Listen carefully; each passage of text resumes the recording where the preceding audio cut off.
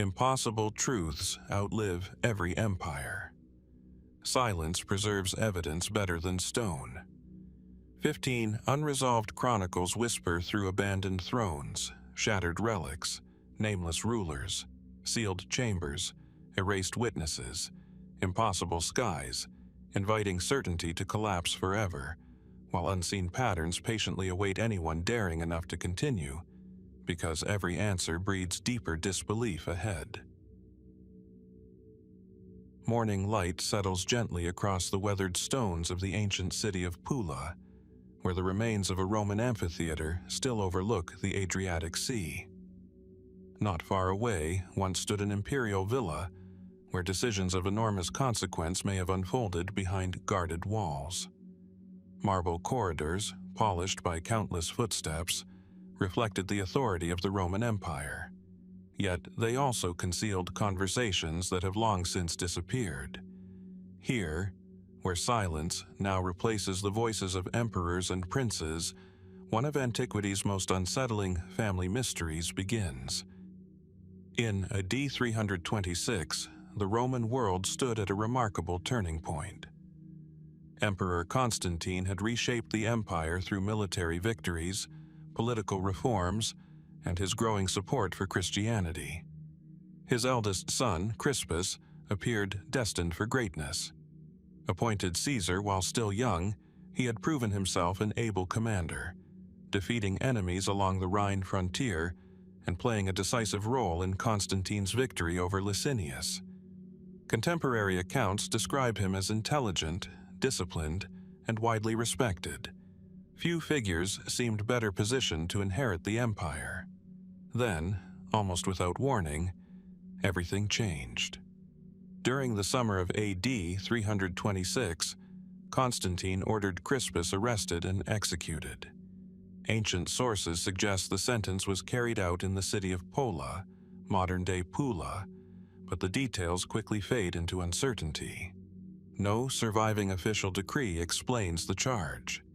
No complete trial records remain. Even writers living only decades later admitted they did not fully understand what had happened. Why would an emperor eliminate the very son who had helped secure his dynasty? The earliest explanations point toward the imperial household itself. Constantine's wife, Fausta, enters the story at this moment, surrounded by suspicion and speculation. Several later historians claimed she accused Crispus of attempting to seduce or assault her. According to this version, Constantine reacted swiftly, condemning his son before the truth could be carefully examined. Yet the narrative becomes even more complicated when, only months later, Fausta herself died under mysterious circumstances, reportedly suffocated inside an overheated bath. Did Constantine discover that he had been deceived?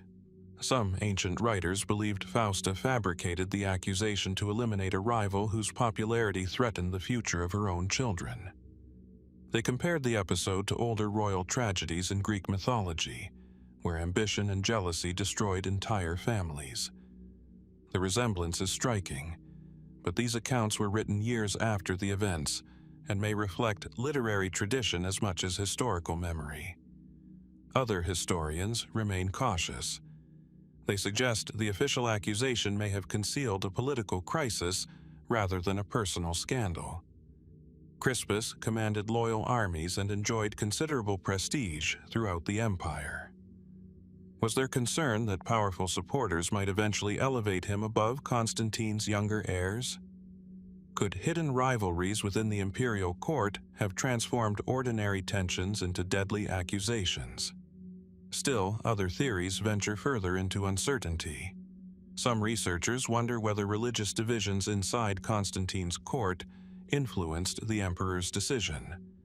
Others speculate that sensitive state secrets, now permanently lost, lay behind the execution. A few fringe interpretations even propose that later Christian writers deliberately softened or erased uncomfortable details to preserve Constantine's legacy as the empire's first Christian emperor. These ideas remain difficult to verify, resting largely on gaps within surviving evidence rather than direct testimony. Perhaps the most unsettling aspect of the mystery is not what historians know, but what vanished. Official records that might have explained Constantine's reasoning have disappeared. Contemporary witnesses left only fragments. Later chroniclers contradicted one another, each preserving pieces of a puzzle that never fully comes together. Across the centuries, the stones remain silent. The empire that once documented nearly everything has left no clear answer for one of its most consequential family tragedies. Whether born from betrayal, political calculation, judicial error, or motives forever erased, the death of Crispus continues to invite the same quiet question. What truth disappeared with the voices of those who stood inside the Imperial palace in AD 326? If the execution of Crispus leaves us searching for answers, the fate of Empress Fausta draws us even deeper into the silence of Constantine's court. The story does not end with one unexplained death. Instead, it unfolds into another, equally puzzling chapter, one that transformed a private imperial tragedy into one of history's most enduring mysteries. Steam rises quietly from the ruins of ancient Roman bathhouses, where cracked marble floors and empty pools still hint at a world of ritual, comfort, and power. Warm water once echoed against polished stone walls as servants moved through hidden passages, attending to members of the imperial household. These places symbolized luxury and privilege. Yet, according to several ancient accounts, one such bath became the setting for the sudden and mysterious death of Empress Fausta in AD 326. Fausta was no ordinary noblewoman. She was the daughter of the former Emperor Maximian, the wife of Constantine the Great, and the mother of several future emperors. Her marriage had strengthened Constantine's political position during one of the empire's most turbulent periods.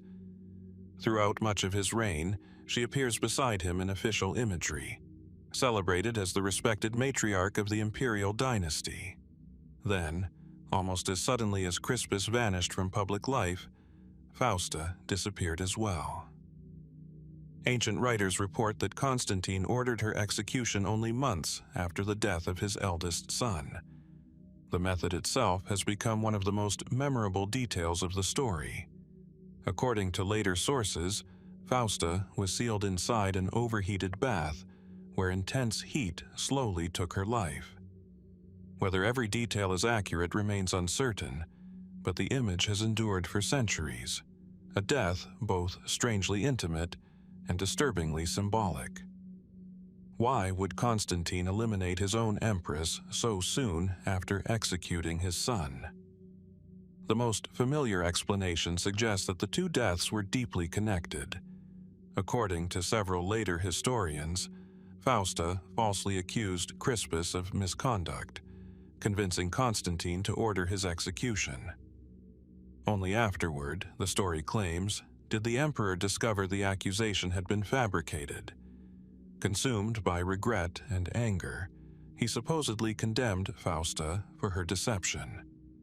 It is a dramatic narrative, but historians approach it carefully.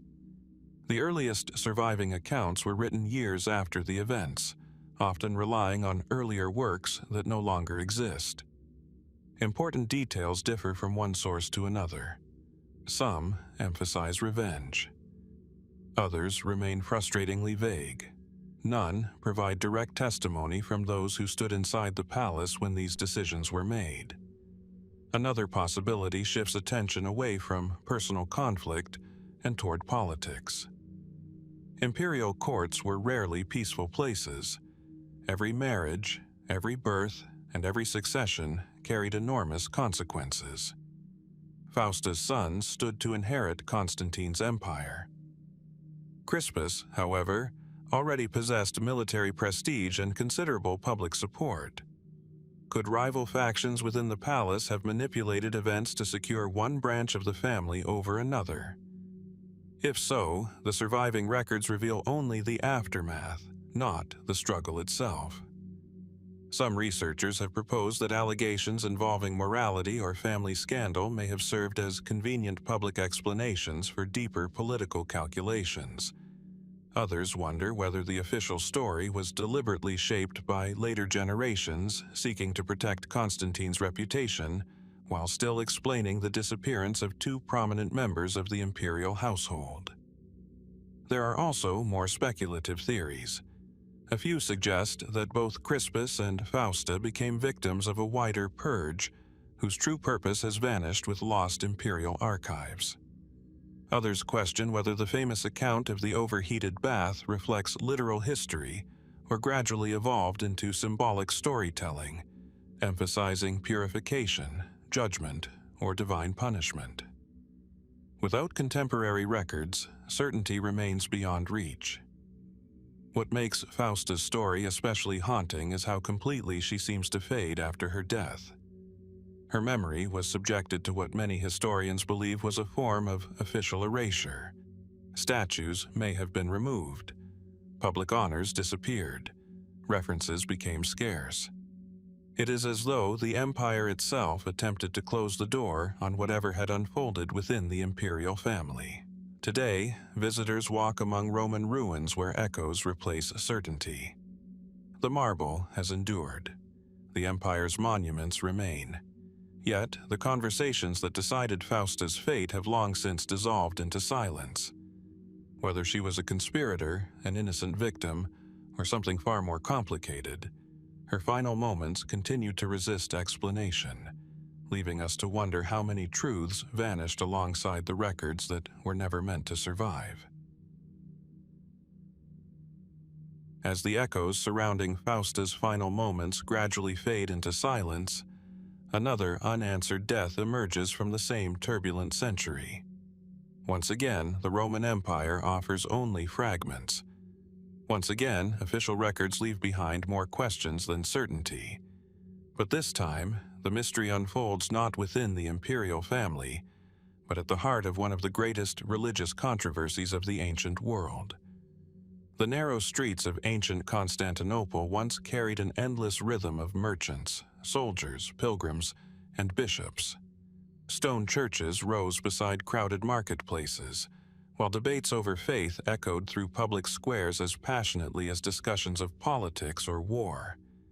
In this city, belief was never simply personal.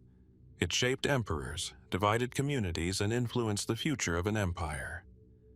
Among the many figures who walked these streets, few inspired stronger devotion, or deeper opposition, than a priest named Arius. Little survives from Arius himself beyond scattered writings and the words of those who fiercely opposed him. Yet his ideas reshaped Christian history. During the early 4th century, he argued that the Son was created by the Father, and therefore was not eternal in the same way. His teaching spread rapidly across the empire, attracting supporters among clergy, scholars, and ordinary believers alike. Others viewed his arguments as a dangerous challenge to the developing understanding of Christian doctrine. The controversy became so significant that Emperor Constantine convened the Council of Nicaea in AD 325, hoping to restore unity. The council rejected Arius's teachings, and he was condemned and exiled. But theological disputes rarely end with official decisions. Even after his banishment, influential supporters continued defending his position, while political alliances within the empire shifted from year to year. By AD 336, Arius appeared remarkably close to returning to full communion with the Church. Constantine himself had become more willing to reconcile with him, and arrangements were reportedly made for Arius to be formally received back into the Church in Constantinople. For his followers, it marked a dramatic reversal. For his opponents, it was a deeply troubling development. Then, on the very eve of his restoration, Arius died. The circumstances recorded by ancient historians are as unsettling as they are unusual. According to several accounts, Arius was walking through the city when he suddenly experienced severe abdominal distress. Seeking privacy, he entered a public latrine. There, witnesses later claimed, he suffered a catastrophic physical collapse and died almost immediately. Some descriptions are remarkably graphic, portraying his death as sudden, violent, and deeply disturbing. But what truly happened? Supporters of Arius reportedly believed darker forces were at work. Could he have been poisoned before reaching his destination? Political and religious tensions were running exceptionally high, and powerful individuals had much to gain from preventing his public restoration. Although no contemporary evidence conclusively demonstrates foul play, the possibility has lingered for centuries. Others accepted a far more natural explanation. Modern historians have suggested that Arius may have suffered a ruptured intestine, internal hemorrhage, or another sudden medical emergency capable of causing rapid death. Ancient medicine was limited, and many fatal conditions would have appeared mysterious to eyewitnesses unfamiliar with their causes.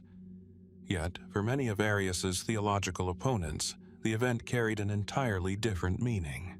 Writers such as Socrates Scholasticus and other later church historians describe the timing of his death as extraordinary. To them, it represented divine judgment, arriving at the very moment Arius prepared to re-enter the church. Their accounts emphasize not only the manner of his death, but also its precise timing, presenting it as evidence of providence rather than coincidence. Historians approach these narratives with caution. Most surviving descriptions come from authors who held strong theological positions, writing years after the event. Their works remain invaluable historical sources, yet they were also shaped by religious convictions and the intense controversies of their age. Distinguishing observed fact from interpretation is not always possible. There are even more speculative possibilities. Some researchers wonder whether the dramatic descriptions of Arius's death became increasingly elaborate as they were copied and retold across generations. Others question whether later writers intentionally emphasized miraculous elements to strengthen the authority of Orthodox Christianity during a period of continuing doctrinal conflict. Without independent contemporary records, these questions remain difficult to answer. If the mysterious death of Arius leaves us wondering whether history preserved the full truth, the story naturally leads us backward by just a few years, to an event that shaped the very controversy surrounding his life. Before the exile, before the debate spread across the empire, and before unexplained deaths deepened the mystery, there was a gathering unlike any the Roman world had ever witnessed, a meeting whose official decisions are well known, but whose private conversations remain largely beyond history's reach.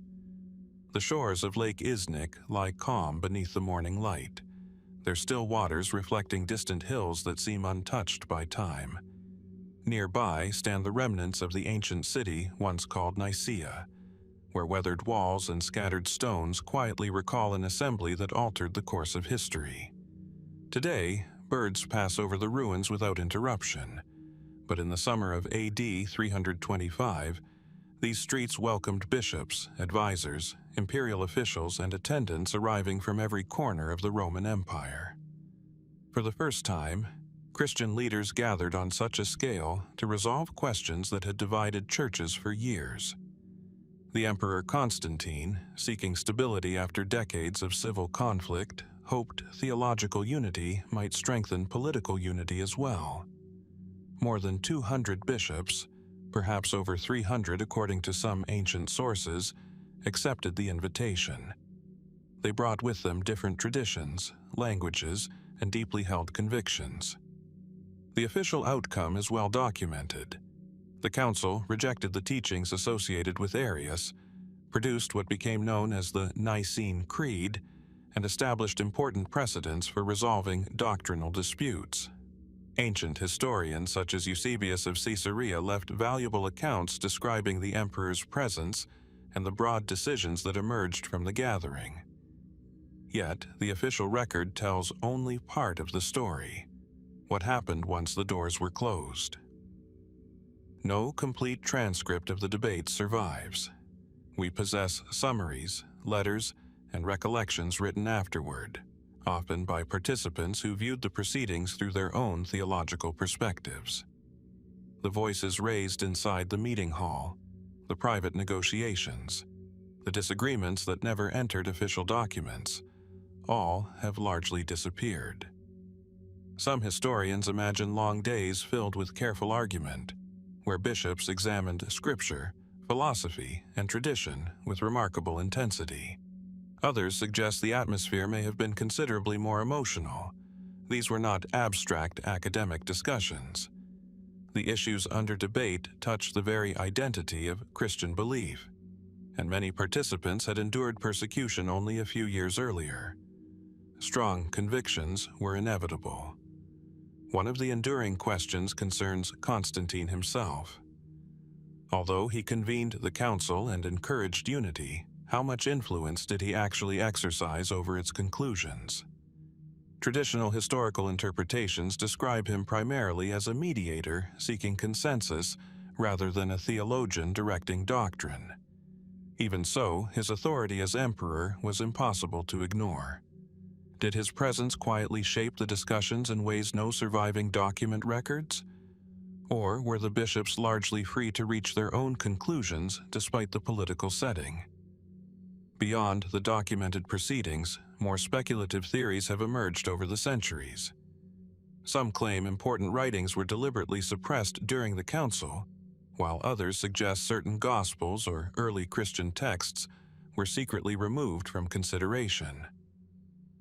Modern historians generally find little evidence that the council itself selected the biblical canon, a process that unfolded gradually over several centuries.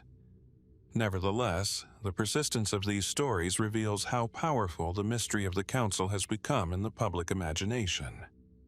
Another intriguing possibility involves the records that no longer exist. Official correspondence, private notes, and personal letters may once have contained details that would illuminate the debates far more clearly than surviving sources allow. Fires, wars, decay, and the simple passage of time have erased countless documents from antiquity. It is entirely possible that the most revealing conversations were recorded somewhere, only to disappear long before reaching the modern world. Even the personalities inside the chamber remain partly hidden. We know the names of many bishops, but not every exchange they shared, every alliance they formed, or every doubt they quietly wrestled with. Behind formal declarations were individuals attempting to define beliefs that would influence generations yet unborn. From the unanswered conversations of Nicaea, our path leads even further back, to a moment that may have influenced everything that followed. Before councils gathered, before doctrines were debated, and before Constantine became one of history's most consequential rulers, there was a single experience on the eve of battle, an event described by ancient writers with confidence, yet preserved in forms that refused to fully agree with one another. The waters of the Tiber River move quietly beneath the ancient arches of the Milvian bridge, reflecting the changing light much as they did more than 17 centuries ago. Traffic now crosses where Roman legions once marched, but the landscape still carries the memory of a decisive confrontation. It was here, just outside Rome, in AD 312, that Constantine prepared to face his rival, Maxentius, in a battle that would alter the future of the Roman Empire. As the armies gathered, something extraordinary was said to have happened. The best-known account comes from Eusebius of Caesarea, who wrote that Constantine saw a luminous sign above the sun, a cross-like symbol accompanied by the words commonly translated as "by this sign, conquer." According to Eusebius, the emperor later dreamed that Christ instructed him to place the symbol upon the shields of his soldiers. Constantine obeyed, won the battle, and credited the victory to divine guidance. Yet another early source tells the story differently. Lactantius, writing closer to the events, does not describe a brilliant vision appearing in the sky. Instead, he records only a dream in which Constantine was instructed to mark the shields of his troops with the sacred sign before battle. His account is shorter, simpler, and notably lacks the dramatic celestial display described by Eusebius years later. Why do these two important sources differ? Some historians suggest the story evolved over time as Constantine's own understanding of the experience deepened. Others believe Eusebius may have preserved details shared personally by the emperor many years afterward, while Lactantius recorded an earlier version circulating shortly after the battle. Both possibilities remain plausible, yet neither can be confirmed with certainty. Modern researchers have explored additional explanations. Some propose that Constantine witnessed an unusual atmospheric phenomenon, a solar halo, an arrangement of ice crystals, or another rare optical event capable of producing brilliant shapes around the sun. Such displays can appear remarkably striking, especially to observers already burdened by the weight of an approaching battle. Others argue that the experience may have been entirely internal. Standing before one of the most consequential moments of his life, could Constantine have experienced an intensely vivid dream, vision, or psychological revelation that he interpreted as divine? History offers many examples of leaders who described profound experiences before moments of immense decision.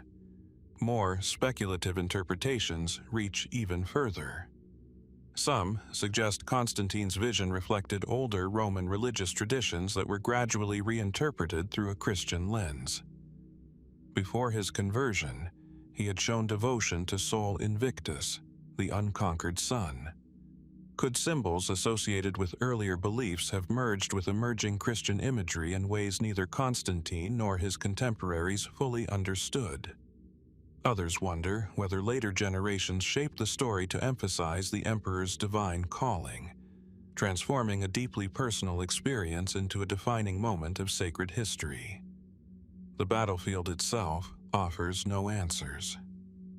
The river continues its quiet course, and the bridge has witnessed countless generations since that autumn day. Whether Constantine saw a miracle, an extraordinary natural event, a powerful dream, or something forever beyond explanation, the identity of the presence that changed his path remains one of antiquity's most enduring mysteries, inviting us to wonder what truly appeared in the sky above the Milvian bridge on the eve of history. If Constantine's vision before the Battle of the Milvian Bridge remains suspended between faith, memory, and history, the final chapter of his life presents another mystery of a very different kind. This time, the question is not what he witnessed, but where the emperor himself ultimately came to rest. For one of the most influential rulers of the ancient world, the silence surrounding his burial is as remarkable as his extraordinary reign. Soft light filters through the weathered ruins of ancient Constantinople, where broken columns and scattered blocks of marble hint at monuments long since lost. Beneath the modern city lie the remains of churches, palaces, and ceremonial avenues that once formed the heart of Constantine's new capital. Somewhere within this vanished landscape stood one of the empire's most sacred buildings, the Church of the Holy Apostles, created not only as a place of worship, but also as the emperor's chosen resting place. According to early historical sources, Constantine died in AD 337 near Nicaea after falling seriously ill. Only shortly before his death did he receive Christian baptism, an event that has itself inspired centuries of discussion among historians. His body was then transported with great ceremony to Constantinople, where it was placed inside the Church of the Holy Apostles. The burial was unlike that of previous Roman emperors. Ancient writers describe Constantine's sarcophagus positioned at the center of the church, surrounded by 12 symbolic memorials representing the apostles.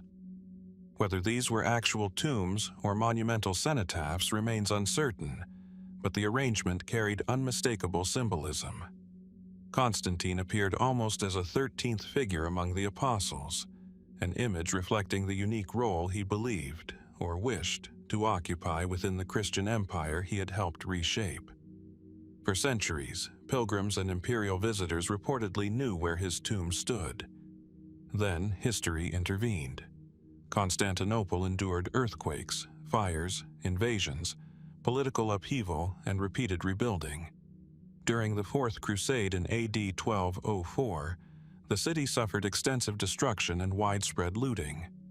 Churches that had preserved imperial burials for generations were stripped of precious metals, relics, and ornaments.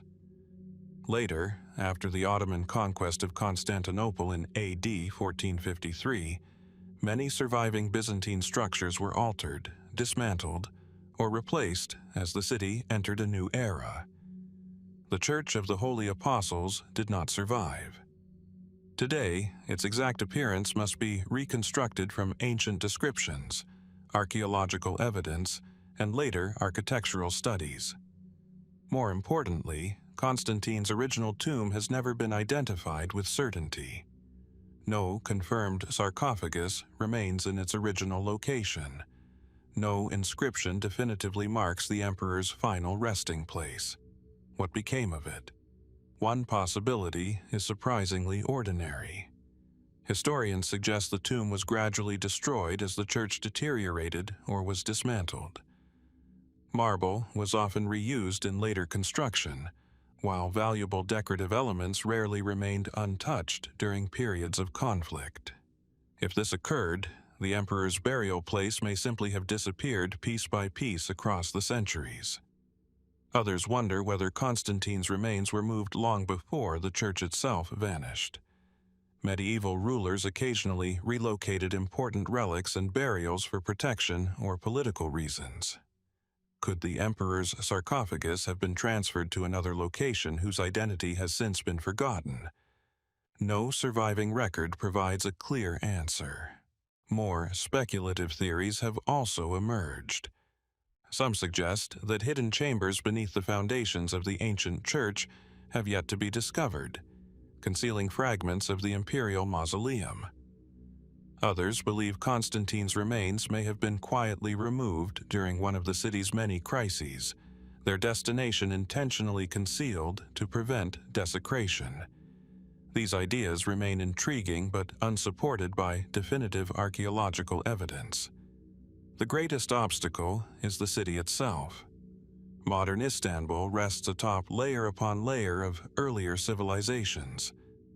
Large portions of ancient Constantinople remain inaccessible beneath streets, buildings, and centuries of continuous occupation. Every archaeological discovery reveals another piece of the past, yet vast areas remain unexplored, preserving secrets that may never fully emerge.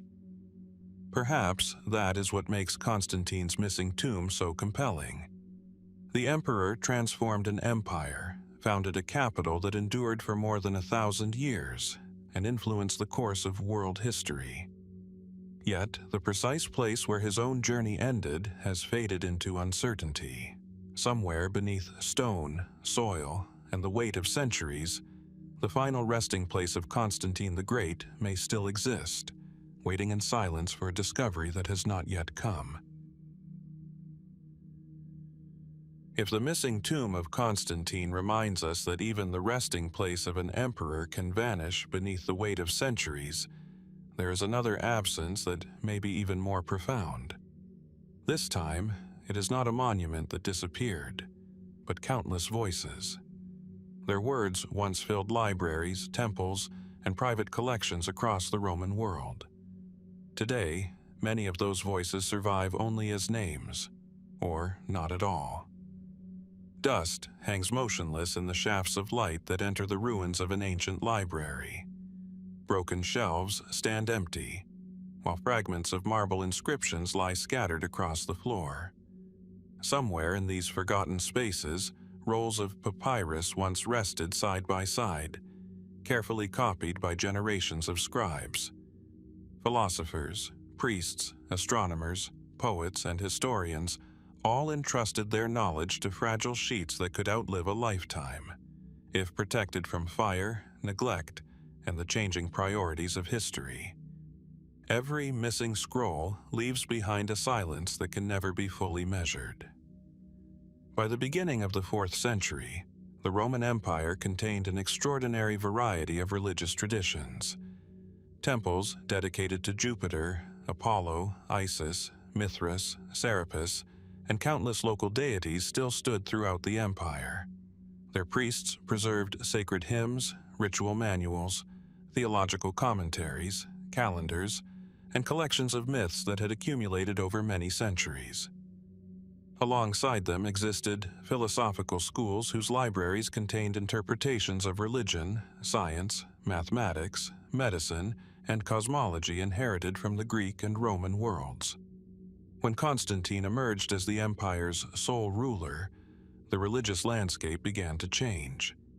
His support for Christianity transformed imperial policy, but the transition was neither simple nor immediate. Contrary to popular imagination, Constantine did not outlaw every pagan practice overnight. Many traditional temples remained open during much of his reign, and numerous officials who served him continued practicing older religions. Coins issued during parts of his rule even retained imagery associated with earlier Roman beliefs. Historians generally agree that the transformation unfolded gradually, rather than through a single, sweeping decree. Yet, gradual change can still produce lasting consequences. Several surviving imperial laws attributed to Constantine restricted certain forms of divination and private sacrifice, particularly practices associated with political prophecy. These measures reflected concerns about public order as much as religion, since predictions concerning an emperor's fate had long been viewed as potential threats to imperial stability. Even so, some temples lost state support, and changing political priorities inevitably altered which institutions received protection and funding. This raises one of history's most intriguing questions. How many pagan books disappeared during this period? Not because every scroll was deliberately burned, but because the world that preserved them was slowly fading away. The surviving evidence is frustratingly incomplete. Ancient writers occasionally describe the destruction of temples or religious objects, yet direct references to large-scale imperial campaigns targeting pagan libraries during Constantine's reign are remarkably limited. Some later authors, writing generations afterward, portray dramatic scenes of widespread destruction, while modern historians often caution that these accounts blend historical memory with theological interpretation. Separating isolated incidents from empire-wide policy remains difficult. Even without systematic destruction, ancient literature was extraordinarily vulnerable. Papyrus decays rapidly unless stored under exceptional conditions. Libraries required constant maintenance. Every surviving manuscript depended upon generations of scribes willing to copy aging texts before they deteriorated beyond repair. If copying ceased, a work could vanish forever within a century or two. The rise of Christianity gradually changed which texts were considered essential to preserve. Christian monasteries eventually became some of the ancient world's greatest centers of manuscript copying. Their contribution to preserving classical literature cannot be overstated. Without monastic scribes, many works by Plato, Aristotle, Virgil, Cicero, and countless other ancient authors might never have reached the modern age. Yet, no library possessed unlimited resources. Decisions had to be made about which manuscripts deserved precious parchment, skilled labor, and years of careful copying. Some texts continued to be reproduced generation after generation. Others quietly disappeared. How many religious commentaries, temple records, philosophical dialogues, local myths, and ritual manuals simply reached the end of their physical lives because no one copied them again? The answer remains unknowable. Occasionally, history offers brief glimpses of what has been lost. Ancient authors quote passages from books that no longer exist. Catalogs mention titles whose contents are entirely unknown. Philosophers refer to debates preserved nowhere else. Entire schools of thought survive only through the criticisms written by their opponents. Reading these fragments can feel like standing before the foundation of a vanished building, attempting to imagine the structure that once stood above it. Some historians believe this gradual process of cultural selection explains far more than dramatic stories of destruction. Civilizations constantly choose which memories to preserve. As institutions change, priorities change with them. The disappearance of books may reflect shifting intellectual landscapes rather than organized campaigns of suppression. Still, more difficult questions remain. Several later Christian writers openly celebrated the abandonment of pagan temples and criticized traditional religions as remnants of an older age. Some bishops encouraged converts to destroy idols or abandon sacred objects associated with earlier beliefs. Local acts of destruction certainly occurred in various parts of the empire during the 4th century and beyond. But determining whether these reflected imperial directives, regional conflicts, spontaneous religious enthusiasm, or entirely local disputes requires careful examination of each individual case. Because the surviving evidence is uneven, historians remain cautious about broad conclusions. Yet, the uncertainty itself has encouraged more speculative interpretations. One enduring theory proposes that enormous collections of pagan writings were intentionally destroyed to erase alternative religious traditions from history. According to this view, powerful authorities recognized that controlling manuscripts meant influencing future generations. While isolated examples of book destruction are documented in antiquity, including events both before and after Constantine's reign, the evidence for a coordinated empire-wide campaign during his lifetime remains limited. Most specialists argue that the disappearance of ancient literature resulted from many overlapping causes rather than one central plan. Others focus on the libraries themselves. Could forgotten collections still survive beneath ruined temples, sealed inside collapsed villas, or hidden within caves where humidity remained low enough to preserve fragile papyrus? Archaeology has occasionally produced astonishing discoveries. At Herculaneum, carbonized scrolls survived the eruption of Mount Vesuvius because volcanic ash sealed them in place. In the Egyptian desert, dry conditions preserved manuscripts untouched for centuries. Each new excavation reminds us that ancient texts can endure in the most unexpected circumstances. What other libraries may still lie undiscovered? Some researchers imagine unopened storerooms beneath abandoned sanctuaries, where scrolls escaped both destruction and decay. Others point to shipwrecks carrying private collections that never reached their destinations. While these possibilities remain speculative, archaeology has repeatedly shown that remarkable discoveries often emerge from places no one expected. There is another mystery hidden within the surviving record itself. Many pagan beliefs are known primarily through Christian authors who argued against them. Their writings preserve valuable information, but naturally reflect particular perspectives. How differently might those traditions appear if more original voices had survived? What philosophical arguments, sacred poetry, or historical narratives disappeared simply because the people who wrote them were no longer there to copy their own works?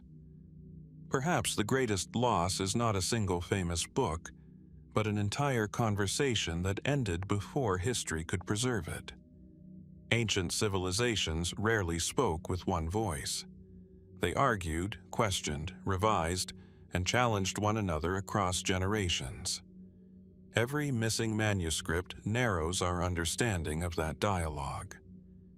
Today, fragments of forgotten texts continue to emerge from deserts, buried cities, and neglected archives, each discovery reminding us how incomplete our picture of antiquity truly is. Somewhere beneath layers of earth or hidden within collections not yet fully examined, other voices may still be waiting. Whether the missing pagan books vanish through deliberate destruction, quiet neglect, the fragility of papyrus, or the relentless passage of time, they leave behind one of history's most haunting mysteries. How much of the ancient world disappeared not because it lacked wisdom, but because no one remained to preserve its words. If the vanished books of the ancient world remind us how easily ideas can disappear, the next mystery concerns an object that once stood in full view of an empire. It was carried before armies, celebrated in imperial ceremonies, and described by those who believed it represented divine protection itself. Yet, despite its immense symbolic importance, its final fate remains hidden behind the same curtain of silence that has concealed so many treasures of antiquity. A quiet breeze moves through the broken arches of an ancient fortress, stirring only dust where imperial banners once fluttered above stone walls. Nothing remains of the brightly colored fabrics that signaled victory, authority, or allegiance. Cloth is among history's most fragile witnesses. Unlike stone or bronze, it rarely survives the centuries. Yet there was one banner that countless people believed would be remembered forever: the Labarum, Constantine's sacred battle standard. According to the earliest surviving accounts, the Labarum was created after Constantine's extraordinary experience before the Battle of the Milvian Bridge in AD 312. Ancient writers, particularly Eusebius of Caesarea, describe a magnificent military standard unlike any previously carried by a Roman emperor. Rising from a long spear was a crossbar supporting a richly decorated banner of purple cloth, the imperial color. Above it stood a golden wreath enclosing the Chi Rho, the first two Greek letters of the name of Christ. The standard reportedly glittered with precious metals and gemstones, transforming an ordinary military emblem into a powerful symbol of imperial authority and divine favor.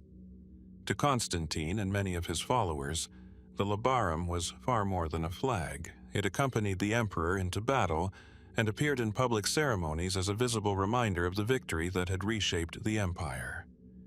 Eusebius even records that a special group of soldiers was assigned solely to protect it. During combat, if one standard-bearer fell, another immediately took his place. Such accounts suggest the object carried immense symbolic value, both politically and spiritually. Ancient narratives also attribute remarkable events to the standard. Some writers claimed enemy forces hesitated when confronted by it. Others suggested it inspired extraordinary confidence among Constantine's soldiers. Whether these reports reflect literal battlefield experiences, later religious interpretation, or the natural tendency to surround famous objects with legendary qualities remains uncertain. Throughout history, sacred military standards have often acquired reputations that extended well beyond their physical appearance. What is certain is that the Labarum became inseparable from Constantine's public image. Coins, monuments, and artistic representations gradually incorporated its symbolism, helping establish Christian imagery within imperial iconography. Yet, despite its prominence, the original object itself has vanished completely. No confirmed fragment has ever been identified. No surviving inventory records its final location. No museum preserves even a verified piece of the fabric or its decorative fittings. How could an object considered among the most sacred possessions of the Roman Empire disappear so completely? One explanation lies in the simple realities of ancient materials. The banner itself was made largely of fabric. Even under favorable conditions, cloth rarely survives for many centuries. Unless carefully preserved in exceptionally dry environments or sealed away from moisture, textiles decay naturally. If the Labarum remained in regular ceremonial use after Constantine's death, wear alone would eventually have required repairs or replacement. Some historians therefore suggest the original standard gradually gave way to newer versions. Imperial regalia often evolved over time. Symbols remained constant even as their physical forms changed. The Labarum, carried by later emperors, may not have been the same object created during Constantine's reign, but carefully crafted successors preserving its appearance and meaning. Yet, this practical explanation leaves important questions unanswered. If the original standard possessed such extraordinary significance, why does no reliable account describe its retirement, preservation, or ceremonial replacement? Objects associated with revered rulers were frequently treated as treasured relics. Constantine himself had become an almost legendary figure within later imperial tradition. One might expect the original Labarum to receive similar protection. Instead, the historical trail gradually disappears. By the later Byzantine period, references become increasingly vague.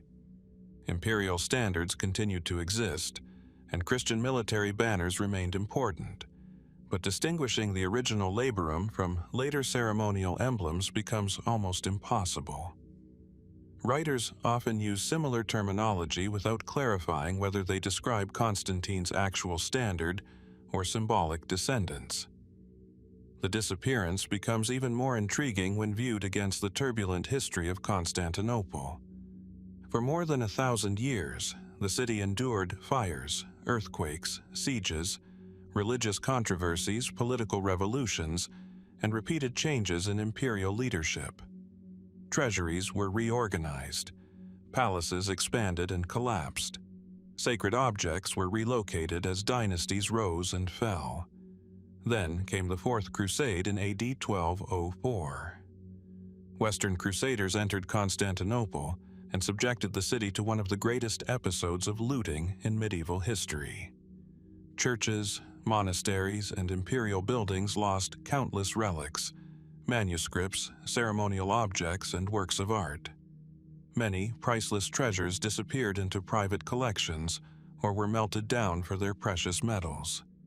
If the original Labarum still survived by that time, could it have vanished during those chaotic days?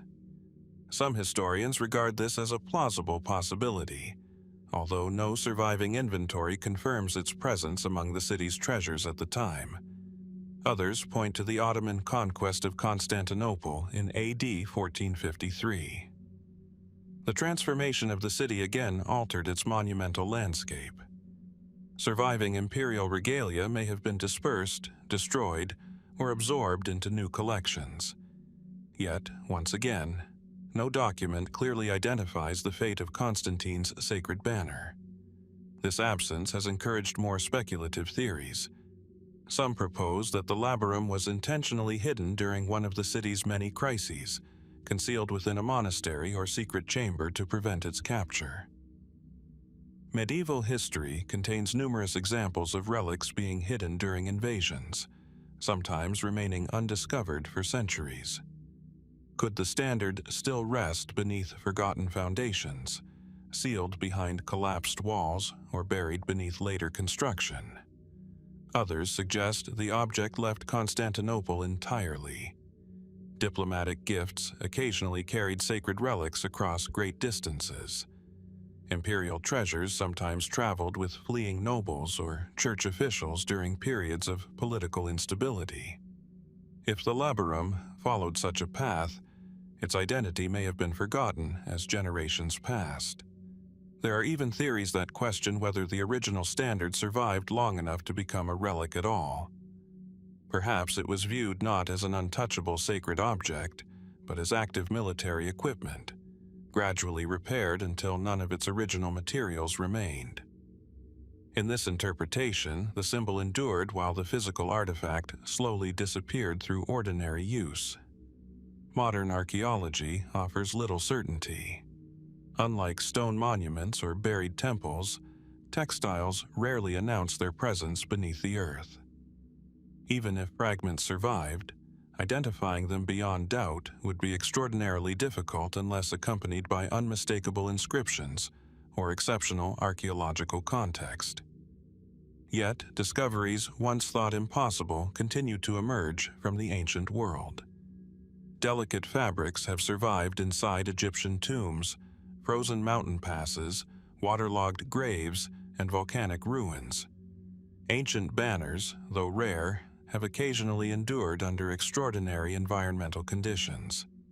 Such discoveries remind us that fragile objects can outlast expectation when protected by unusual circumstances. The Labarum occupies a unique place between history and legend.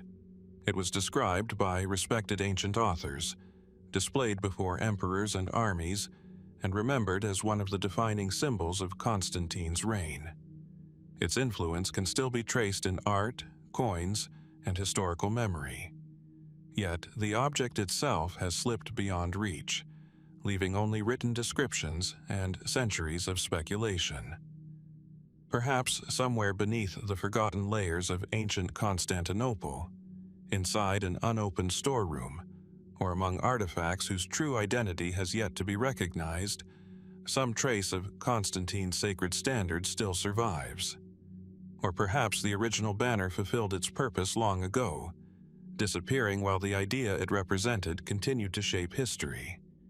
Until new evidence emerges, the fate of the first Labarum remains another quiet mystery from an age where even the Empire's most celebrated treasures could simply fade into silence.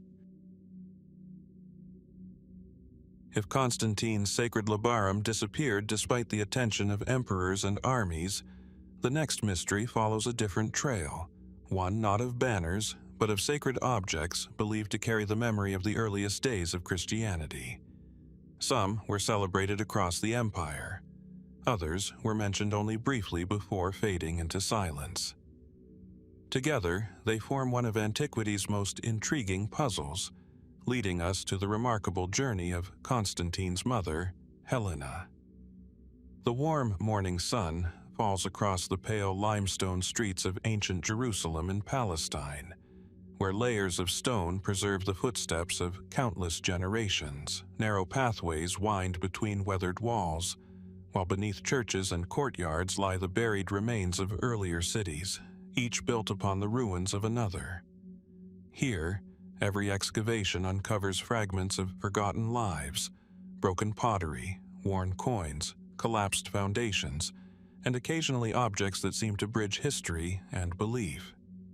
It was into this landscape, rich with memory and tradition, that Helena arrived during the final years of her life.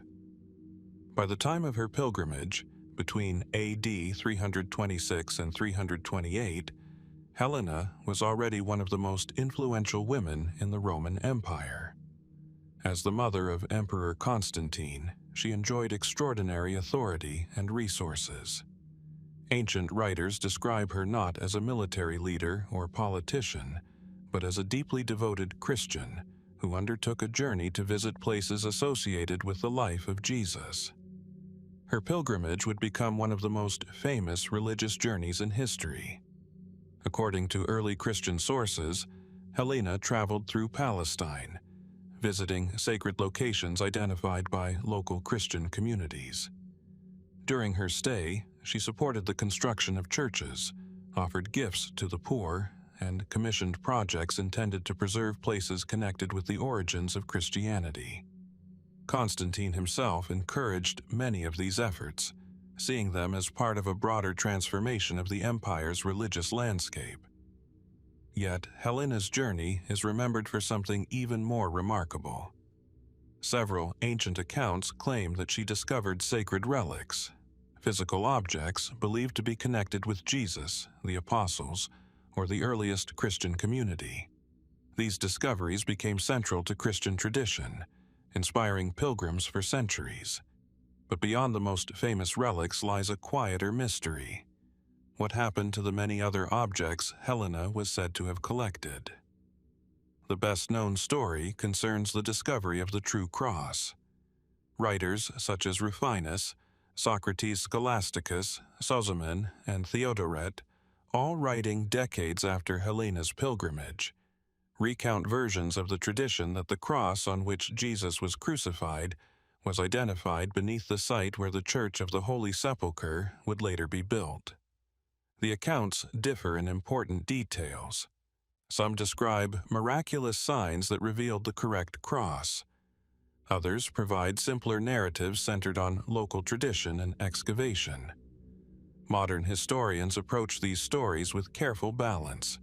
Archaeological evidence confirms that Constantine ordered the construction of the Church of the Holy Sepulchre during this period, and ancient sources consistently associate Helena with the project. Whether the specific relics were authentically identified, however, remains impossible to verify through historical evidence alone. But the true cross was only one part of a much larger tradition. Later texts attribute to Helena the recovery of nails believed to have been used in the crucifixion, fragments of sacred wood, pieces of the inscription placed above the cross, and numerous other objects connected with the Passion. Some traditions even claim she identified the locations of significant biblical events and preserved artifacts associated with them. Not all of these objects can be traced through history. Some disappear almost immediately from the written record. Others appear centuries later in distant churches, each claiming an ancient connection to Helena's pilgrimage. How many relics did she actually collect? No surviving inventory provides a complete answer. Imperial records describing the expedition have not survived. We rely instead upon later historians, church traditions, pilgrimage accounts, and scattered references preserved across many centuries. While these sources remain valuable, they often emphasize the spiritual significance of the relics more than their physical history. This creates an enduring mystery. Were additional relics collected but never publicly displayed? Did some remain within imperial treasuries before quietly disappearing during later centuries of political upheaval? Or were later traditions gradually expanding Helena's story, attributing to her discoveries that originated elsewhere? The Roman Empire itself offers many possible explanations for their disappearance. Sacred objects frequently traveled. Relics were divided into smaller fragments, gifted to churches, transferred between cities, or carried by pilgrims across vast distances. By the medieval period, countless churches throughout Europe and the Near East claimed to possess relics associated with Helena's discoveries. Some may indeed preserve ancient traditions. Others almost certainly reflect later devotional practices rather than direct historical continuity. Distinguishing between the two is rarely straightforward. Several relics traditionally linked to Helena remain objects of religious veneration today. Yet, for many others, the historical chain of custody disappears long before modern documentation begins. Fires, invasions, earthquakes, theft, and the natural passage of centuries all contributed to the loss of countless sacred objects. The repeated crises that struck Jerusalem and Palestine and Constantinople only deepened the uncertainty. Wars transformed cities. Churches were rebuilt. Treasuries were relocated. During periods of invasion, valuable relics were often hidden to prevent capture. Sometimes they were successfully recovered. Sometimes those who concealed them never returned. Could some of Helena's collected relics still lie beneath forgotten churches or sealed chambers? Archaeology has occasionally uncovered hidden storerooms containing manuscripts, mosaics, and liturgical objects untouched for centuries. Such discoveries encourage careful optimism without offering certainty. More speculative theories venture even further. Some suggest Helena acquired relics whose existence was never publicly acknowledged because they carried unusual political or theological significance. According to these ideas, certain objects may have remained within the imperial household rather than entering public devotion. Others imagine that records describing additional discoveries were lost, alongside countless other documents from late antiquity. There is little direct evidence supporting such claims, Yet they persist because the surviving documentation contains undeniable gaps. Another fascinating possibility concerns the local Christian communities Helena encountered. By the early 4th century, believers in Palestine had preserved traditions about sacred locations for generations, despite periods of persecution and dramatic political change. How much of their knowledge rested upon continuous memory? How much reflected evolving local tradition? Helena's expedition depended heavily upon these communities, yet many of their voices survive only indirectly through later writers. Perhaps the greatest mystery is not the relics themselves, but the stories attached to them. Every sacred object carried a history told by those who preserved it. When the object vanished, its story often faded as well. Some traditions endured because they were copied repeatedly by medieval scribes. Others disappeared with the communities that once guarded them. Today, pilgrims continue to visit the ancient streets of Jerusalem and Palestine, where churches rise above foundations dating back to Helena's lifetime. Archaeologists continue to uncover forgotten layers beneath the modern city, each excavation revealing another fragment of a landscape shaped by faith, memory, and history. Every discovery reminds us that the past is rarely complete. Whether Helena's lost relics were genuine artifacts of the earliest Christian era, treasured symbols preserved through devotion, or objects whose identities evolved over centuries, many have vanished beyond the reach of certainty. Somewhere beneath ancient stone, inside overlooked archives, or within relic collections whose histories remain only partly understood, traces of her remarkable pilgrimage may still survive, waiting quietly for the moment when another forgotten chapter of history finally comes back into the light. If Helena's pilgrimage leaves us wondering how many sacred objects disappeared into the silence of history, the next mystery concerns something even more elusive than relics. Stone monuments can crumble. Precious artifacts can be buried or stolen. But words, especially private words, can vanish almost without a trace. Somewhere between the imperial palace and the bishops who helped shape a changing empire, letters once traveled along Roman roads carrying ideas, concerns, disagreements, and perhaps decisions that were never intended for public eyes. A narrow beam of light falls across the remains of an ancient writing table.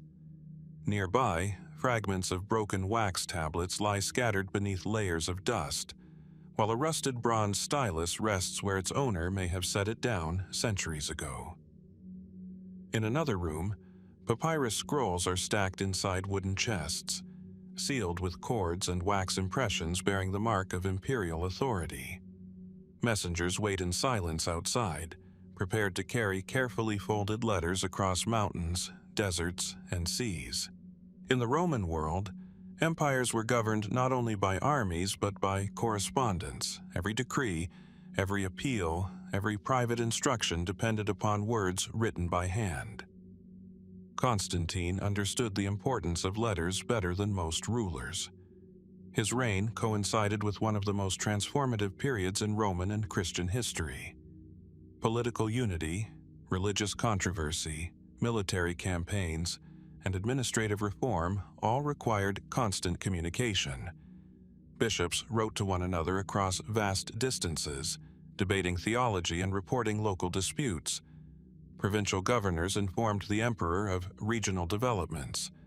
Imperial secretaries drafted replies that shaped policy throughout the empire. Thousands of letters must have circulated during Constantine's lifetime. Yet, only a fraction survive. Among the documents that remain are several genuine imperial letters preserved because later historians copied them into their works.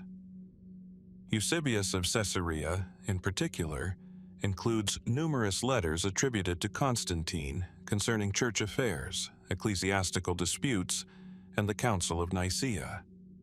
Other collections preserve correspondence between bishops discussing controversies that reach the emperor's attention. These surviving texts provide valuable glimpses into Constantine's relationship with the Church. But they also reveal something equally striking. Again and again, writers refer to letters that no longer exist. Ancient authors summarize correspondence without quoting it in full. Bishops mention receiving imperial instructions that have disappeared. Councils refer to previous exchanges now known only through passing references.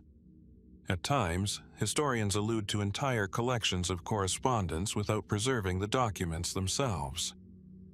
It is like standing before a library where only a handful of books remain upon the shelves. How much has been lost? The Roman imperial administration generated enormous quantities of paperwork. Official copies of laws, appointments, military orders, financial records, diplomatic reports, and private correspondence moved continuously between the capital and distant provinces. Yet, papyrus is fragile.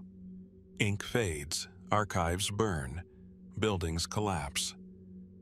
Political transitions often determine which records are carefully preserved and which are quietly abandoned. The disappearance of Constantine's correspondence may therefore reflect nothing more mysterious than the ordinary vulnerability of ancient documents. Even so, certain absences invite closer attention. The Council of Nicaea in AD 325 was preceded by months of communication between Constantine and church leaders throughout the empire.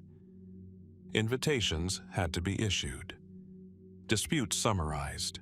Travel arranged. After the council, additional letters announced its decisions, addressed dissenting bishops, and explained new policies. Only some of these documents survive.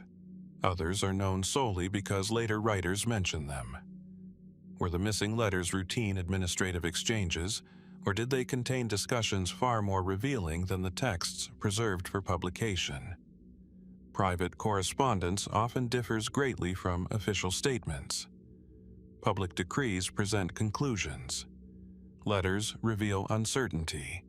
They record hesitation, negotiation, disagreement, compromise, and personal opinion. They preserve the human conversations that formal documents often conceal. This possibility has fascinated historians for generations. What did Constantine truly think while navigating the theological controversies of his age? How candidly did bishops speak when writing directly to the emperor? Did private letters reveal tensions absent from public speeches? Without the missing correspondence, many of these questions remain unanswered. The surviving letters themselves hint at a much larger network.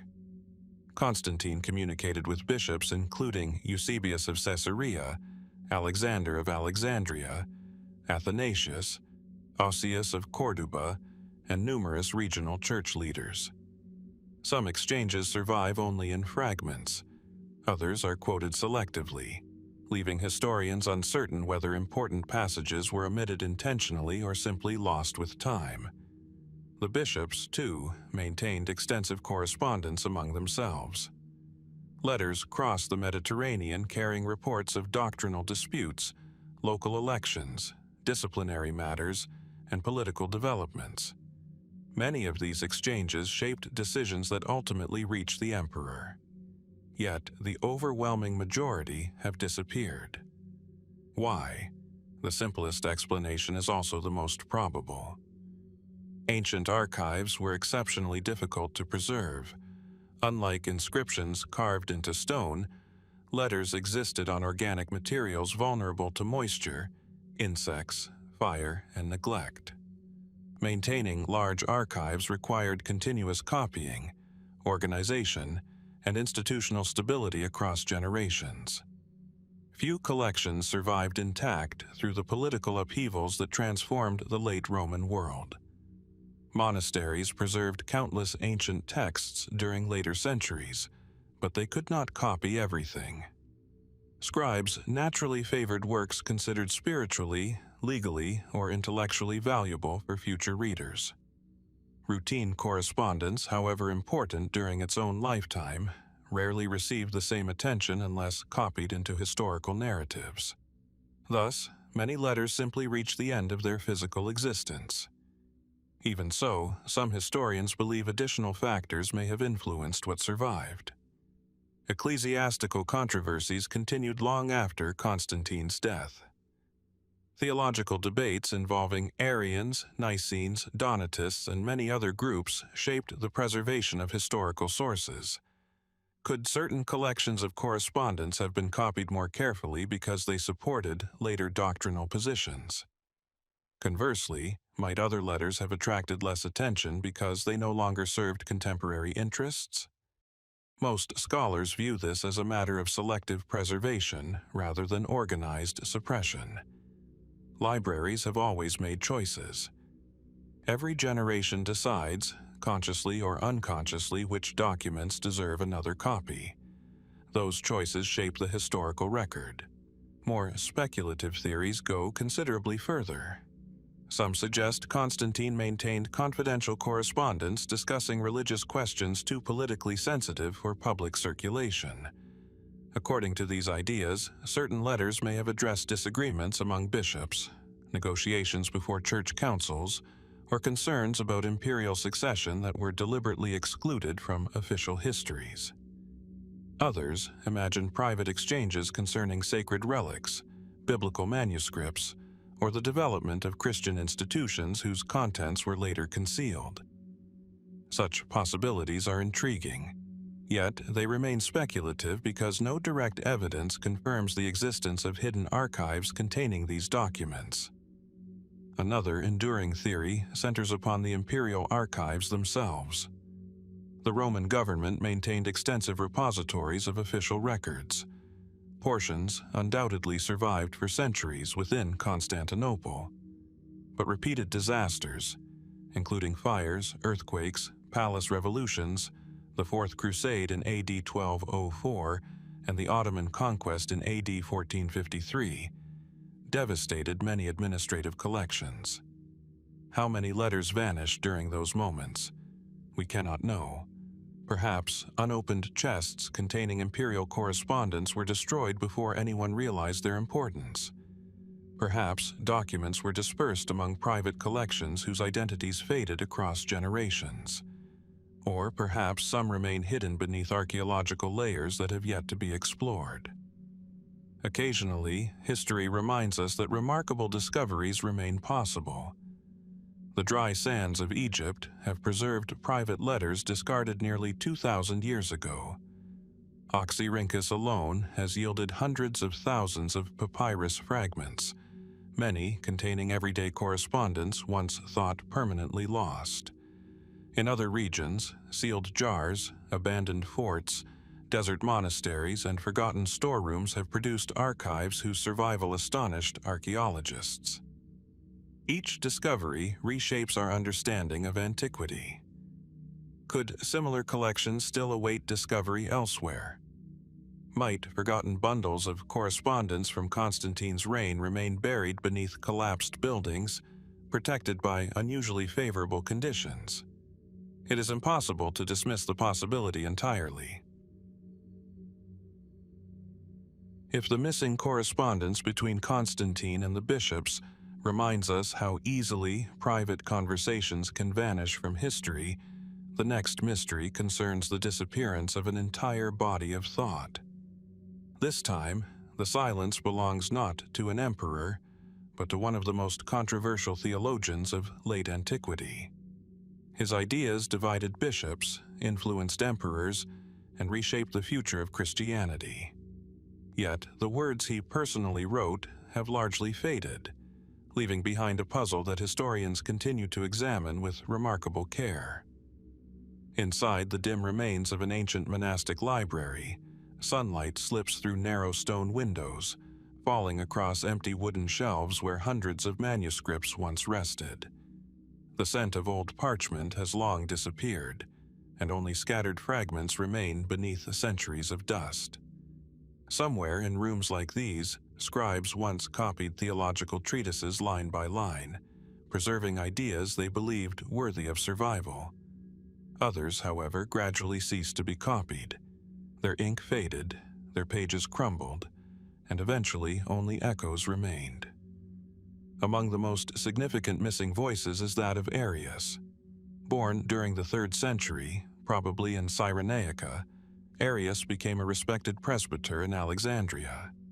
He was known as an educated preacher with considerable skill in rhetoric and biblical interpretation. His central theological argument, that the Son was brought into existence by the Father and therefore was not eternal in exactly the same way, sparked one of the most profound debates in Christian history. His teachings spread rapidly. Supporters admired what they viewed as a careful defense of the absolute uniqueness of God the Father. Opponents believed the doctrine undermined the full divinity of Christ and threatened the foundations of Christian belief.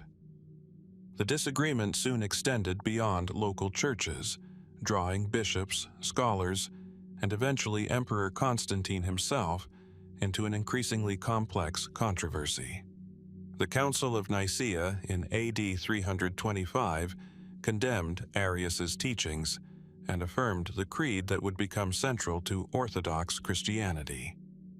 Ancient sources indicate that Arius himself was exiled, while some of his writings were ordered to be destroyed. This imperial order has become one of the most discussed aspects of the story. According to surviving accounts, Constantine issued instructions that writings associated with Arius should be surrendered and burned.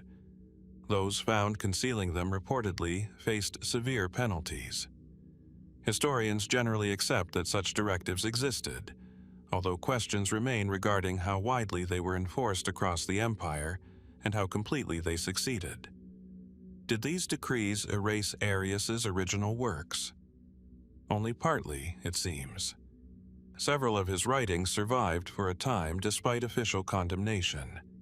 His followers continued copying and circulating theological material, especially in regions where support for his ideas remained strong. The controversy itself lasted for decades after Nicaea, with successive emperors adopting different positions toward the debate. At various moments, bishops sympathetic to Arius regained considerable influence within the empire. Yet, despite this prolonged controversy, remarkably little of Arius's own writing survives today.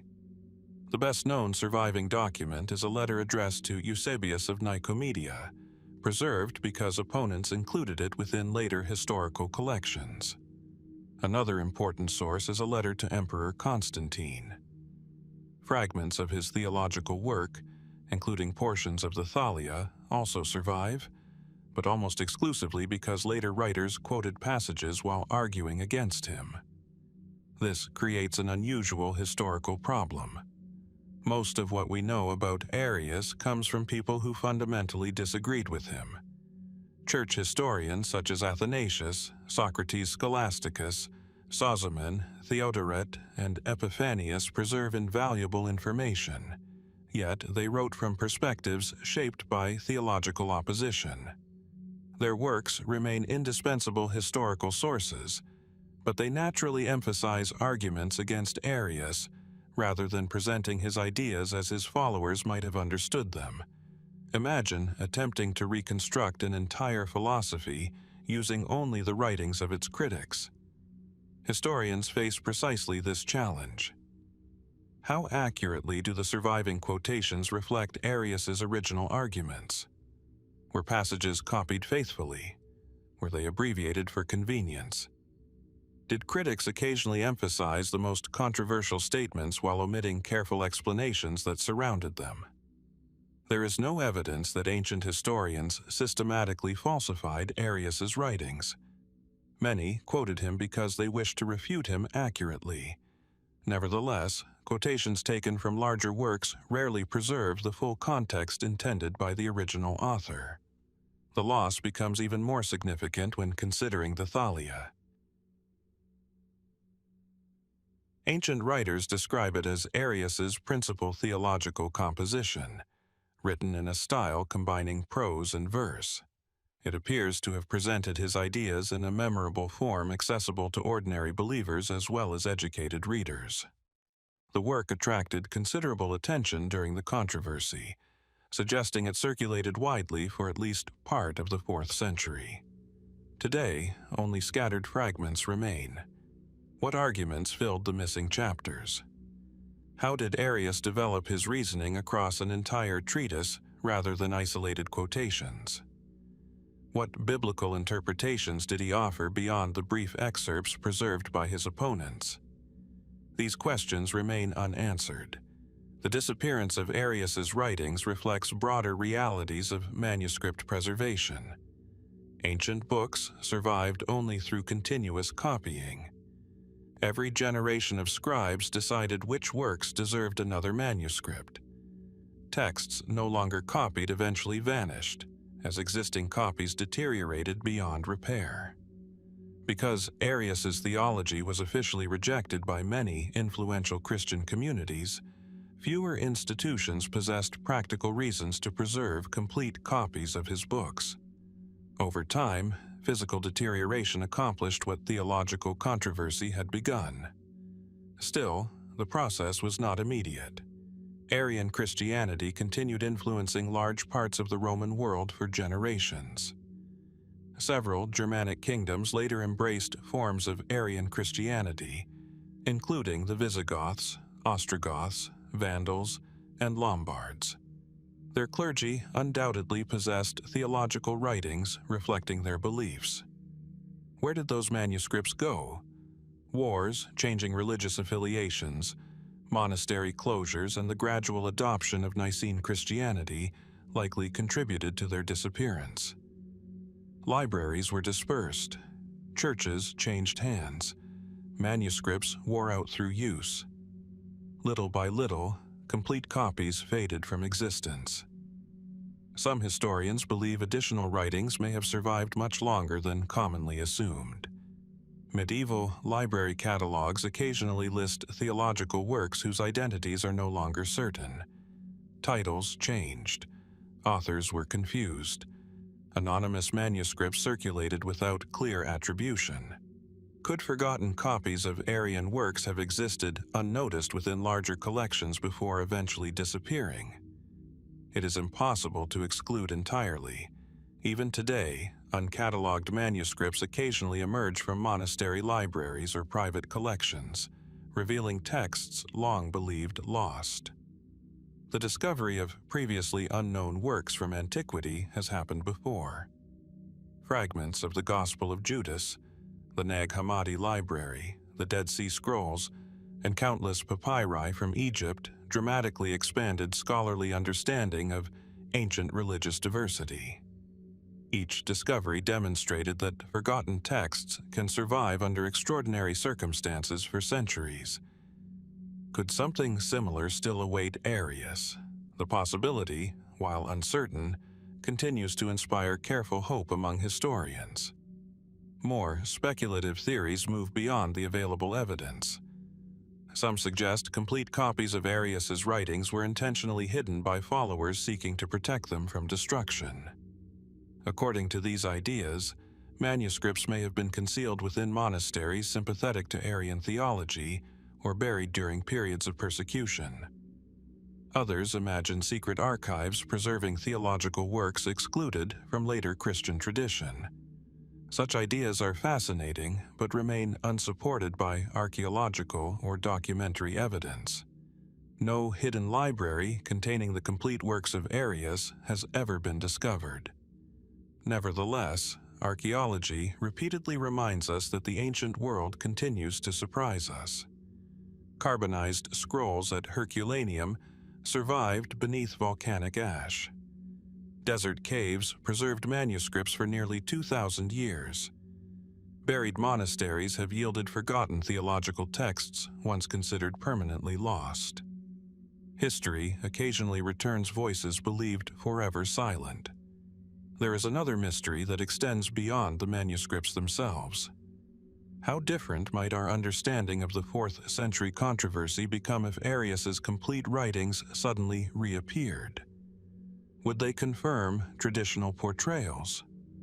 Would they reveal a more nuanced thinker than either supporters or opponents remembered? Or would they simply deepen existing debates rather than resolve them? Modern scholarship increasingly emphasizes that early Christian theological controversies were extraordinarily complex. Labels such as Arian and Nicene sometimes oversimplify positions that evolved over decades through continual discussion and refinement. Complete access to Arius's own writings could illuminate not only his beliefs, but also the intellectual world in which those ideas developed. For now, historians must continue assembling fragments. A sentence preserved in one author's criticism.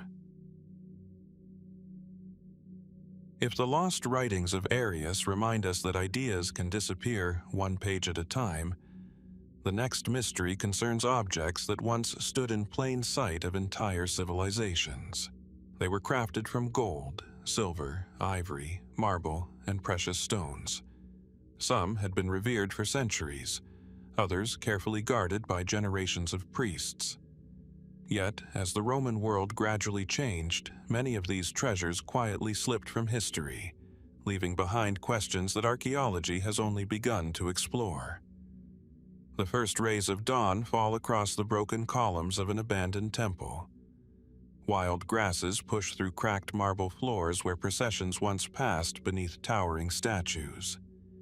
Empty niches line the sanctuary walls, their surfaces marked by weather but curiously bare, as though something important had been removed with deliberate care. Scattered fragments of carved stone remain where they fell centuries ago, but the objects that once gave meaning to this sacred space are nowhere to be found. Silence has replaced incense, prayers, and music, while the temple itself stands as a monument not only to what survives, but also to what is missing. Throughout the Roman Empire, temples served purposes far beyond religious worship. They functioned as treasuries, archives, civic centers, and symbols of local identity. Wealth accumulated within them over generations. Kings, emperors, merchants, generals, and ordinary citizens offered gifts in gratitude for victories, safe journeys, prosperous harvests, or personal devotion. Gold vessels, silver lamps, jeweled crowns, ceremonial weapons, bronze statues, embroidered textiles, carved ivory, and finely crafted furniture filled their inner chambers. Some sanctuaries possessed extraordinary riches. The Temple of Apollo at Delphi, the sanctuaries of Artemis, Serapis, Jupiter, Isis, Athena, and countless regional deities contained donations representing centuries of accumulated wealth. Many objects were not merely valuable because of their materials. They carried stories. A sword dedicated after a famous battle, a crown presented by a grateful ruler, or a statue commissioned by an entire city connected generations through shared memory. By the early 4th century, however, the religious landscape of the empire began changing. Constantine's reign marked an important turning point, though historians emphasize that this transformation unfolded gradually rather than suddenly. Traditional religious practices continued across much of the empire during his lifetime. Many temples remained active, and numerous members of the imperial administration continued participating in long-established customs. Even so, imperial priorities slowly shifted. Christian churches increasingly received patronage once directed toward traditional sanctuaries. New basilicas rose in prominent cities. Some temples lost financial support. Others continued functioning but with reduced influence as communities evolved around them. This gradual transition raises an enduring question. What became of the immense treasures accumulated inside pagan temples over many centuries? The answer varies from place to place. Ancient sources reveal that some temple wealth entered imperial treasuries. Roman emperors, long before Constantine, occasionally appropriated valuable offerings during periods of financial difficulty or political crisis. Sacred treasures had never been entirely beyond imperial reach. Constantine himself reportedly authorized the removal of precious materials from certain temples, particularly where buildings were no longer maintained or where valuable metals could support imperial projects. Ancient writers preserve references to statues and decorative elements being transferred or melted down, although the surviving evidence differs significantly depending upon the source. Historians approach these accounts carefully. Some were written by Christian authors celebrating the decline of traditional religion. Others emerged from pagan writers lamenting cultural transformation. Each perspective reflects understandable convictions shaped by the dramatic changes of the age. Separating documented events from rhetorical emphasis is often challenging. Archaeology provides additional clues. Across the former Roman world, excavations reveal temples abandoned at different times and under different circumstances. Some display signs of peaceful neglect. Roofs collapsed gradually. Columns fell through earthquakes. Sacred courtyards slowly filled with soil and vegetation. Others tell more complicated stories. Statues appear intentionally broken. Altars were dismantled. Architectural elements were reused in churches, city walls, bridges, and later buildings. Yet, even in temples showing clear evidence of destruction, valuable treasures are frequently absent. Where did they go? One practical explanation involves simple economics. Gold and silver rarely remain abandoned. Throughout history, precious metals have been melted down and reshaped into coins, jewelry, liturgical vessels, or entirely new works of art. A golden offering dedicated to Apollo might eventually become an imperial coin. A silver ceremonial bowl could later serve within a Christian church. Once melted, its original identity disappears forever. Marble experienced a similar fate. Ancient builders regularly reused columns, capitals, floor slabs, and carved blocks from older monuments. Modern visitors to many Mediterranean cities unknowingly walk past temple stones incorporated into medieval churches, mosques, fortifications, and homes. This process, known as spolia, reflected practicality as much as symbolism. Reusing expertly carved stone required far less labor than quarrying new material. Yet, not every treasure could be recycled so easily. Many temples contained unique ceremonial objects whose artistic and religious significance exceeded the value of their raw materials. Some have never been found. Ancient inventories occasionally mention elaborate cult statues adorned with gold, ivory, gemstones, or embroidered garments. Where are they today? A few are known to have been dismantled. Others simply disappear from the historical record. The most famous example remains the colossal statue of Zeus at Olympia, one of the 7 wonders of the ancient world. Although its disappearance occurred after Constantine's reign, its uncertain fate illustrates the broader mystery surrounding sacred objects during late antiquity. Some sources suggest it was transported to Constantinople before being destroyed in a later fire. Others question whether it ever completed that journey. The uncertainty surrounding one of history's most celebrated statues reminds us how fragile even famous treasures could become. Local communities often responded creatively to periods of uncertainty. When invasions threatened, sacred objects were sometimes buried for protection.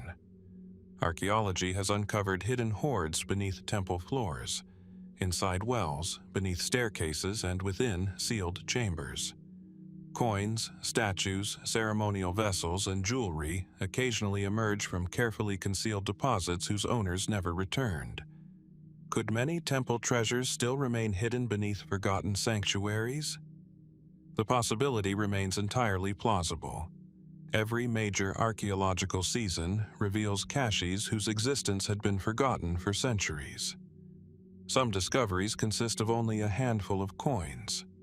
Others contain hundreds of objects preserved almost exactly where anxious priests or worshippers concealed them during moments of crisis. The changing religious climate undoubtedly influenced such decisions. As Christian communities expanded and imperial policies evolved under Constantine and later emperors, some temple custodians may have removed sacred treasures before abandoning their sanctuaries. Whether motivated by fear, devotion, or simple caution, such actions would leave few written records. Not every disappearance reflects conflict. Many temples gradually lost financial support as population shifted toward new religious centers. Without caretakers, roofs failed. Rain entered storerooms. Wooden shelves collapsed. Metal objects corroded or attracted thieves. Fragile materials deteriorated beyond recognition. Time itself became one of the greatest forces of disappearance. Still, ancient texts preserve moments suggesting more deliberate actions. Several Christian writers describe the destruction of idols or the closure of particular sanctuaries. Some bishops encouraged converts to remove images associated with earlier worship. Certain imperial laws issued during the later 4th century, especially under emperors after Constantine, imposed increasingly strict restrictions upon public pagan sacrifice. Yet historians emphasize an important distinction. Christianization unfolded differently across different provinces. Some temples continued functioning for generations, others were abandoned peacefully. Some became churches. Others remained standing as civic landmarks long after their religious role had ended. There was no single pattern. This complexity has encouraged a variety of interpretations. Some historians view the disappearance of temple treasures primarily as the cumulative result of ordinary historical processes: economic reuse, natural decay, political instability, looting, and changing cultural priorities acting together across centuries. If the empty sanctuaries of the ancient world leave us wondering where their treasures disappeared, our journey now brings us to a monument that never truly vanished. It has stood in plain sight for more than 17 centuries, admired by travelers, studied by historians, and photographed countless times. Yet, despite its remarkable survival, it continues to conceal questions that no excavation or inscription has fully answered. Sometimes, the greatest mysteries are not hidden beneath the earth. Sometimes, they stand quietly before us, waiting for someone to ask why they were built the way they were. Morning light spreads across the weathered marble of the Arch of Constantine in Rome, casting long shadows beneath its 3 soaring passageways. The stone bears the marks of countless seasons: rain, wind, earthquakes, pollution, and the footsteps of generations that have passed beneath it. Around the monument, the ruins of the Roman Forum and the towering silhouette of the Colosseum remind visitors that this was once the ceremonial heart of an empire. Amid such extraordinary surroundings, the arch appears at first glance to be a familiar symbol of imperial triumph. Yet, the longer one studies its carvings, inscriptions, and unusual design, the more it begins to feel like a carefully assembled puzzle. Completed in AD 315, the arch commemorated Constantine's victory over Maxentius at the Battle of the Milvian Bridge 3 years earlier. The official inscription praises Constantine for liberating Rome from tyranny by divine inspiration and through the greatness of his own mind. Those carefully chosen words have attracted attention for centuries.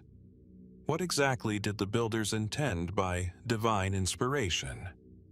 Why does the inscription avoid naming a particular deity, even though Roman triumphal monuments traditionally honored specific gods? The timing of the monument makes the question especially intriguing.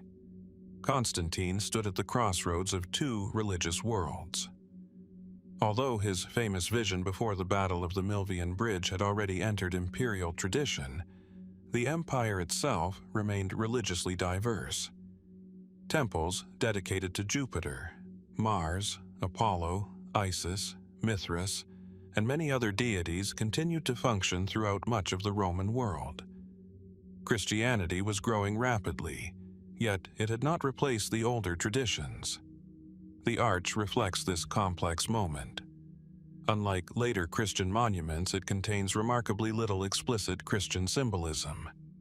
Instead, visitors encounter familiar Roman imagery: victory, military discipline, sacrifice, imperial authority, and personifications of virtues that had adorned monuments for centuries. Why? Was Constantine intentionally presenting himself in language both Christians and pagans could accept? Or does the monument preserve an earlier stage in the emperor's religious journey, before later generations reshaped his legacy? The official explanation remains persuasive. Historians generally agree that the arch was designed to celebrate political stability after years of civil conflict. Its imagery emphasized continuity with Rome's greatest emperors rather than dramatic religious change. In a divided empire, reassuring the population may have mattered more than introducing unfamiliar symbolism. Yet another feature immediately attracts attention. Much of the sculpture decorating the monument did not originate with Constantine at all.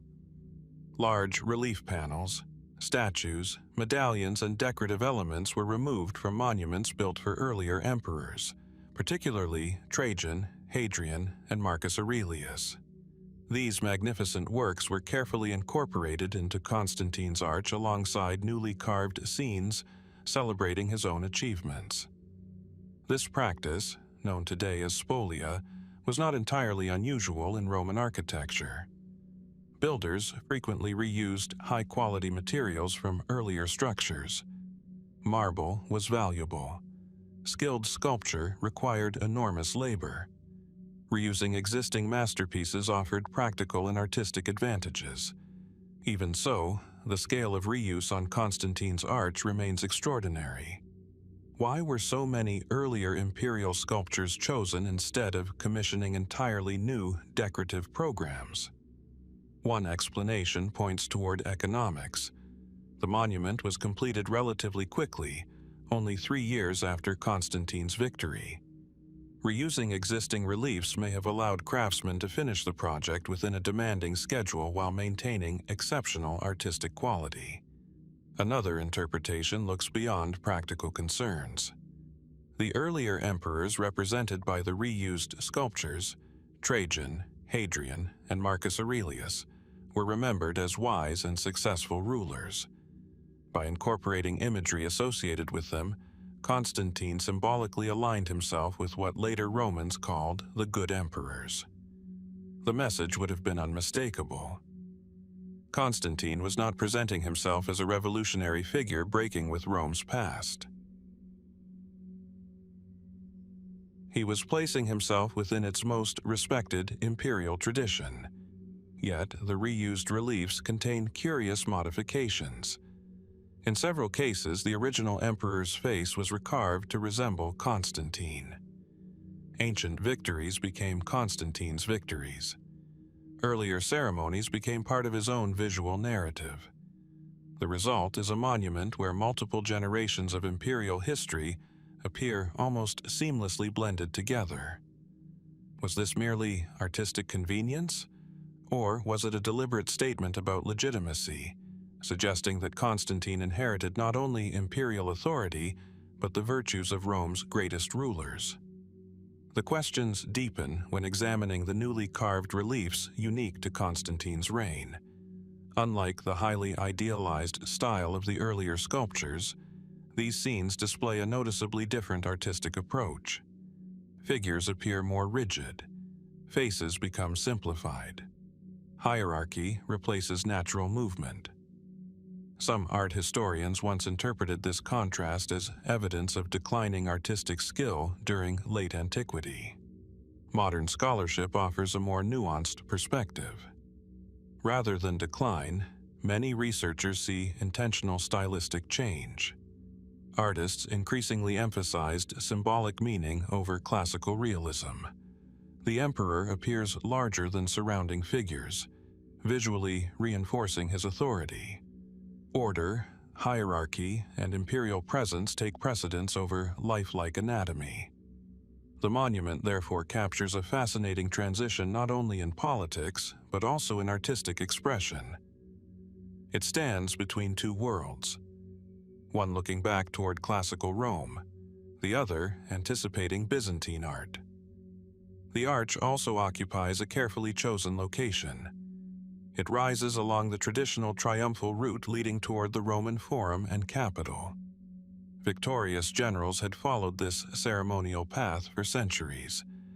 By placing his monument here, Constantine inserted his own victory into Rome's oldest civic traditions. Yet, geography may carry additional significance. Nearby stood monuments dedicated to earlier emperors, sacred spaces associated with imperial ritual, and some of the city's most important religious buildings. Visitors passing beneath the arch experience not merely architecture, but carefully choreographed symbolism. Every direction offered another reminder of Rome's past. Every carved surface reinforced imperial authority. Some historians believe the monument functioned almost like visual political theater, guiding viewers through a narrative of restoration, legitimacy, and divine favor. Still, certain details remain unexpectedly ambiguous.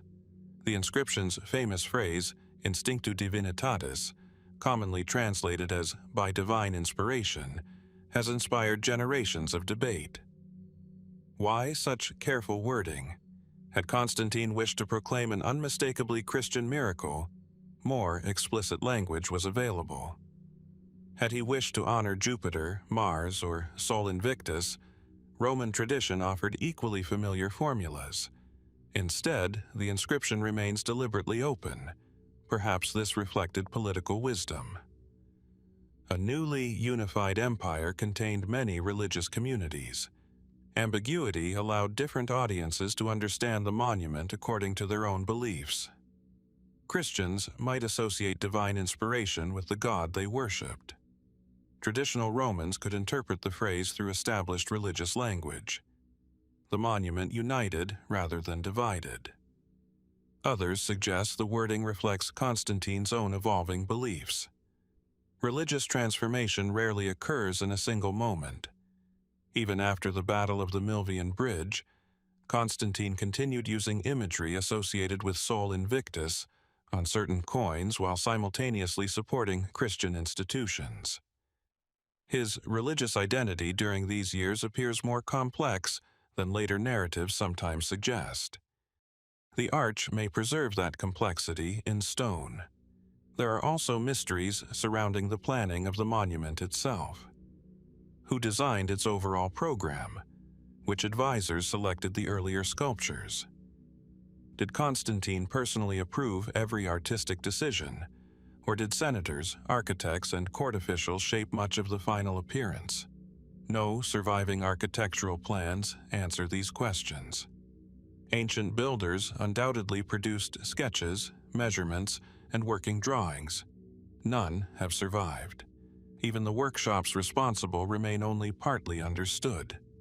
Stonecutters, sculptors, engineers, painters, and laborers collaborated across many months.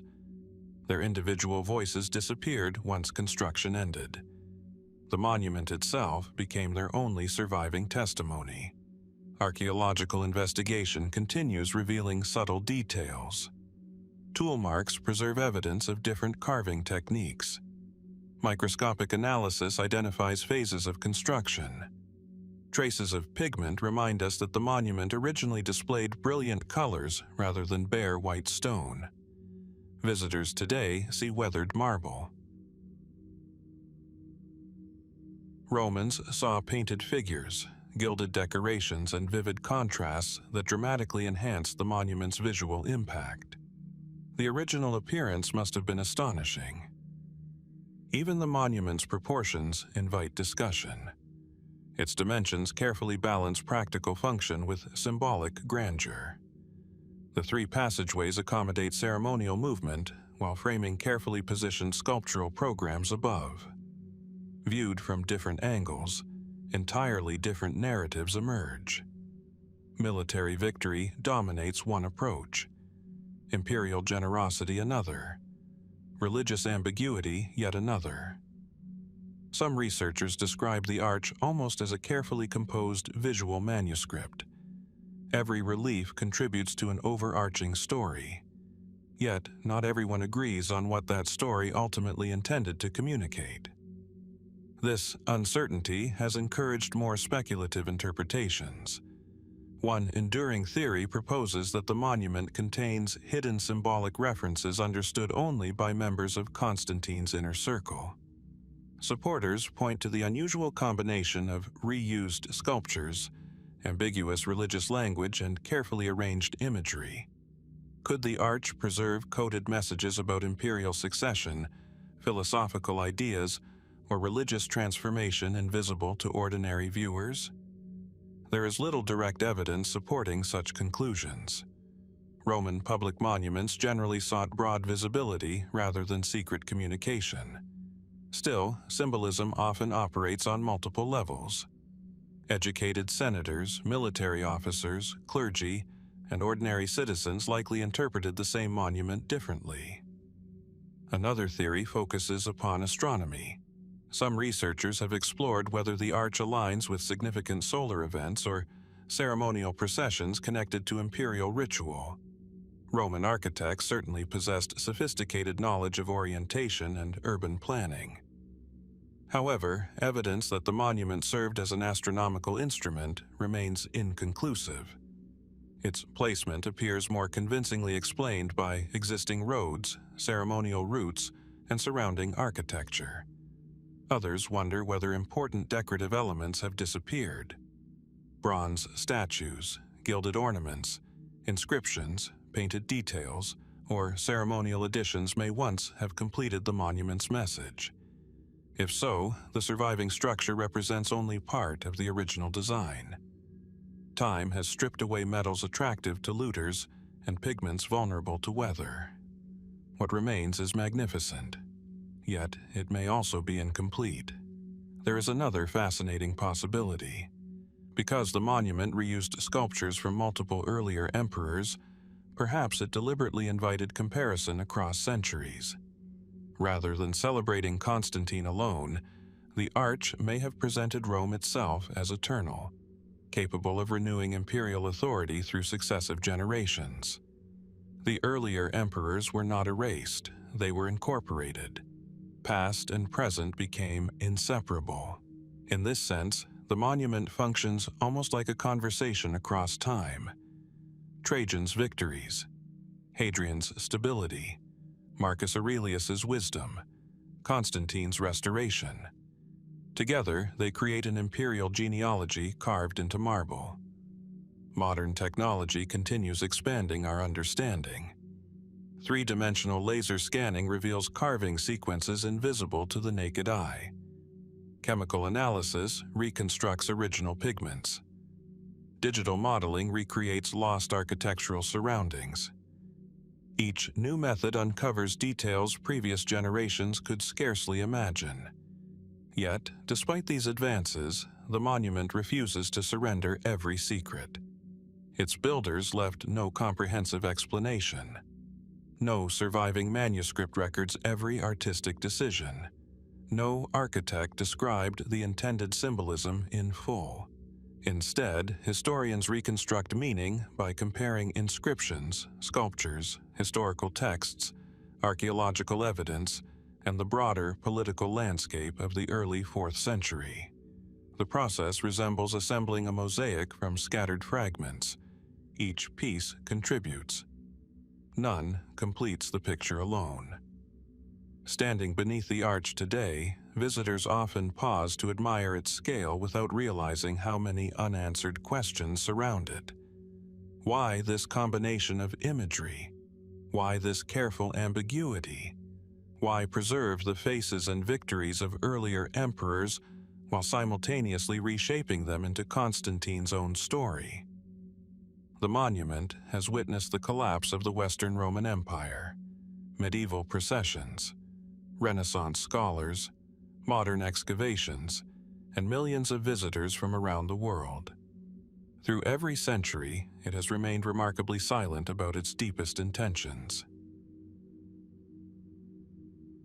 If the vanished treasures of the pagan temples remind us that the physical past can disappear almost without warning, the next mystery invites us to consider the opposite possibility. Some monuments survive so completely that we assume they have revealed all their secrets. Yet, the longer historians study them, the more elusive their original purpose becomes. Standing openly beneath the Roman sky for more than 17 centuries, Constantine's arch has never truly been hidden. And perhaps that is precisely why its unanswered questions are so easy to overlook. The first light of morning glides across pale marble blocks worn smooth by centuries of wind and rain. 3 great passageways rise above the ancient roadway, their towering arches framing the distant silhouette of the Colosseum. Delicate carvings stretch across every surface, emperors addressing crowds, soldiers marching toward battle, prisoners standing in quiet defeat, winged victories carrying wreaths of triumph. At first glance, the monument appears to tell a straightforward story of military success. But the closer one looks, the more unfamiliar details begin to emerge. Faces belong to different centuries. Styles shift unexpectedly from one relief to the next. Symbols seem carefully chosen, yet never fully explained. It is as though several different monuments have been woven together into a single structure, leaving behind a message that remains only partly understood. Completed in AD 315, the Arch of Constantine was erected by the Roman Senate to commemorate Constantine's victory over Maxentius at the Battle of the Milvian Bridge 3 years earlier. The battle had transformed the political future of the empire. Maxentius was defeated. Constantine entered Rome as the undisputed ruler of the western provinces, and a new chapter in Roman history quietly began. The inscription carved across the monument still survives. It praises Constantine for delivering the Roman people from tyranny and restoring peace to the state. More intriguingly, it declares that the emperor achieved victory by divine inspiration and through the greatness of his own mind. Those 2 words, divine inspiration, have fascinated historians for centuries. They seem deliberately open to interpretation. Unlike earlier Roman monuments that openly honored Jupiter, Mars, or other traditional gods, Constantine's arch avoids naming any deity at all.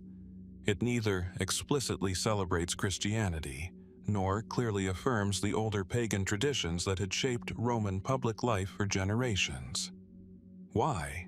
To understand that question, it helps to remember the world in which the monument was built. The Roman Empire of AD 315 was undergoing profound transformation. Christianity had emerged from persecution only a few years earlier, yet it remained one faith among many. Traditional Roman religion continued to flourish across much of the empire. Temples remained active. Sacrifices were still performed, and countless citizens maintained religious practices inherited from their ancestors. Constantine himself occupied an unusually complex position. Ancient sources suggest that after the Battle of the Milvian Bridge, he increasingly favored Christianity. Yet his public imagery continued to include symbols associated with Sol Invictus, the unconquered sun. Coins issued during the early years of his reign reflect this mixture. His policies encouraged Christian communities while avoiding an immediate rejection of every older religious tradition. The arch appears to reflect this transitional moment. Rather than presenting a single religious identity, it speaks in a language broad enough to be understood by multiple audiences. A Christian observer might interpret divine inspiration as referring to the God who granted Constantine victory. A traditional Roman might understand the phrase according to familiar ideas of heavenly favor bestowed by the gods. Political unity may have depended upon such careful ambiguity, yet the inscription is only the beginning of the mystery. Walking around the monument, visitors soon notice something unusual about its decoration. Many of its finest sculptures are older than Constantine himself. Large relief panels, round medallions, statues of Dacian prisoners, and decorative friezes originally belonged to monuments honoring Trajan, Hadrian, and Marcus Aurelius. These earlier masterpieces were carefully removed, transported, and incorporated into the new arch.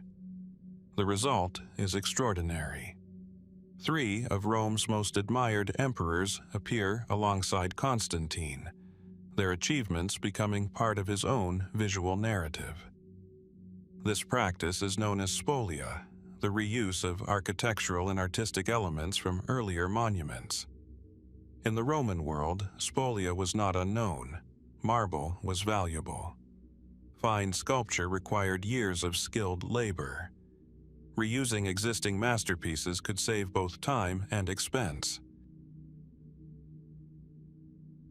But Constantine's arch goes far beyond practical recycling. The selection seems remarkably deliberate. Trajan represented military brilliance. Hadrian symbolized stability and wise administration. Marcus Aurelius embodied philosophical leadership and measured authority. Together, they formed an idealized vision of imperial rule. By surrounding himself with their artistic legacy, Constantine visually associated his reign with Rome's most respected rulers. In many of the reused reliefs, the original emperor's face was carefully recarved. Trajan became Constantine. Hadrian became Constantine.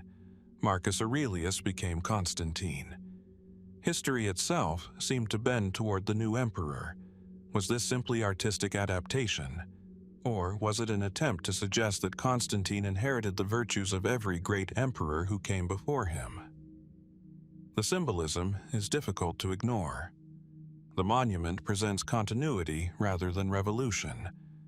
Although Constantine would eventually become one of Christianity's most influential imperial patrons, the arch emphasizes restoration, legitimacy, and Rome's enduring traditions. It reassures rather than shocks. Another fascinating contrast appears in the artistic style. The earlier sculptures display the refined naturalism of the High Roman Empire. Human figures move gracefully. Muscles are carefully defined. Expressions appear subtle and lifelike. The newly carved Constantinian reliefs look noticeably different. Bodies become more rigid. Faces appear simplified. Figures stand in orderly arrangements rather than fluid compositions. For generations, scholars interpreted this difference as evidence of artistic decline. Today, many historians reject that conclusion. Instead, they argue that late Roman artists intentionally adopted a more symbolic visual language. The emperor occupies the center. His importance is communicated through scale and position rather than anatomical realism. The message became more important than illusion. Art itself was changing. The Arch of Constantine captures that transformation with remarkable clarity. It stands at the threshold between classical Rome and the artistic world that would later characterize Byzantium. Its architecture also deserves careful attention. The monument rises along the ancient triumphal route used for centuries by victorious generals entering Rome. Triumphal processions followed a carefully prescribed path through the city before concluding at the Temple of Jupiter on the Capitoline Hill. Every emperor understood the symbolic importance of this route. By placing his arch here, Constantine inserted himself directly into Rome's oldest ceremonial tradition. Yet, the location offered additional advantages. Nearby stood the Colosseum, one of the empire's greatest public monuments. Beyond lay the Roman Forum, filled with temples, basilicas, and memorials celebrating generations of Roman history. Every visitor approaching the arch encountered not an isolated structure, but a carefully orchestrated landscape of imperial memory. The monument became part of a much larger conversation between architecture, politics, and public ritual. Modern archaeological research has revealed additional details. Tiny traces of pigment indicate that the monument was once brightly painted. Bronze letters originally filled the inscription. Decorative metal attachments reflected sunlight across the marble surfaces. Visitors today see weathered stone. Ancient Romans witnessed a vivid display of color, polished bronze, gilding, and painted reliefs. The visual impact would have been dramatically different. This realization raises another question. How much symbolism has disappeared simply because the monument lost its original appearance? Color itself may have distinguished figures, emphasized particular scenes, or guided viewers through carefully planned narratives now invisible. Even the monument's missing bronze ornaments could have carried meanings impossible to reconstruct today. There are also intriguing questions about the architects themselves. No ancient document identifies the chief designer. No collection of architectural drawings survives. We know almost nothing about the meetings during which the monument's appearance was planned. Who decided which earlier sculptures should be reused? Who selected the inscription's carefully balanced language? Did Constantine personally review the final design? Or did senators, architects, artists, and imperial advisors collaborate to produce a monument representing many different perspectives? The answers have vanished. Like so many Roman building projects, the monument survives while the voices of its creators do not. Some historians have wondered whether the arch originally carried even more elaborate decoration. Bronze statues may once have stood upon its summit. Military trophies could have crowned its upper platform. Ceremonial banners may have been displayed during festivals. Ancient monuments often combined permanent stone with temporary decorations removed after public celebrations. If so, modern viewers encounter only the architectural framework of a far richer visual experience. The monument becomes even more intriguing when viewed through the lens of imperial ceremony. Triumphal arches were never passive structures. They shaped movement. Crowds gathered around them. Victorious armies marched beneath them. Emperors passed through them during carefully choreographed public rituals. The arch therefore functioned almost like a stage set. Every procession reinforced its message. Every public appearance renewed its symbolism. Its meaning was not confined to carved reliefs. It lived through repeated performance. Some researchers believe this ceremonial role explains many of its design choices. Images positioned at different heights addressed different audiences. Ordinary spectators viewed broad compositions from below. Officials participating in ceremonies experienced the monument from within the procession itself. The architecture guided perception.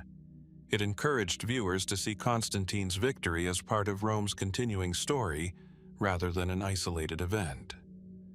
Beyond these widely accepted interpretations lie more speculative ideas. One enduring theory suggests the monument contains hidden philosophical symbolism understood only by educated members of Constantine's court. Supporters point to recurring numerical patterns, carefully arranged imagery, and the blending of earlier imperial traditions. Could the monument have communicated subtle messages about cosmic order, divine kingship, or the emperor's unique place within history?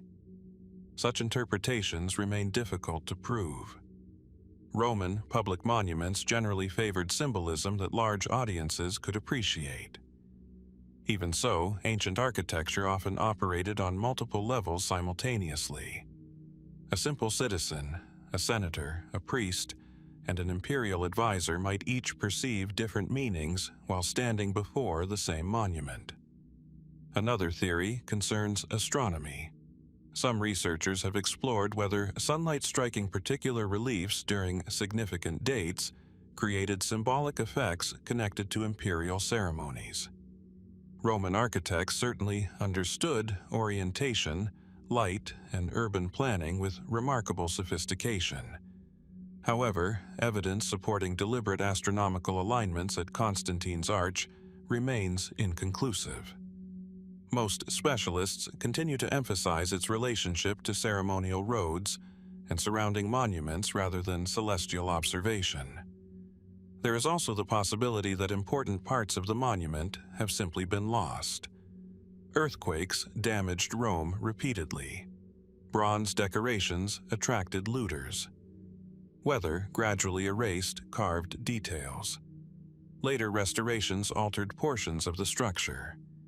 Every missing fragment reduces our ability to reconstruct the original program with complete confidence. Modern technology continues revealing new information. Laser scanning records microscopic tool marks left by ancient craftsmen. Chemical analysis identifies pigments invisible to the naked eye. Three-dimensional digital models recreate missing architectural elements and reconstruct the monument within its original urban setting. Each new method sharpens our understanding while simultaneously revealing how much remains uncertain. Perhaps that uncertainty is the monument's greatest legacy. The Arch of Constantine has never concealed itself beneath desert sands or collapsed beneath forgotten ruins. It has stood continuously in one of history's most visited cities. Yet, its original design still invites debate. Its inscription remains deliberately open. Its artistic choices continue to provoke discussion. Its creators left no written explanation of their intentions. Whether the arch was primarily a celebration of military victory, a carefully balanced statement of political unity, a monument bridging pagan and Christian worlds, or a masterpiece layered with meanings now partly lost, it continues to resist every attempt at complete interpretation. As evening light settles across its ancient stones, the monument seems almost unchanged by the centuries passing around it. Countless generations have walked beneath its arches believing they understood its purpose, only to discover another question hidden among its carvings. And perhaps somewhere within those weathered reliefs, waiting behind familiar scenes studied 1,000 times before, one final piece of the story still remains unnoticed, inviting us to wonder what the builders truly hoped the future would one day see. If Constantine's arch reminds us that stone can preserve a message while still concealing its deepest meaning, the next mystery leads us away from marble and into the fragile world of ink and parchment. Empires are remembered through monuments, but they are governed through documents. Laws, decrees, financial accounts, military orders, tax registers, and private memoranda formed the invisible machinery of Roman rule. Yet, much of that machinery has vanished, leaving historians to reconstruct one of history's most transformative reigns from scattered fragments. A narrow corridor stretches deep into the ruins of an ancient administrative building.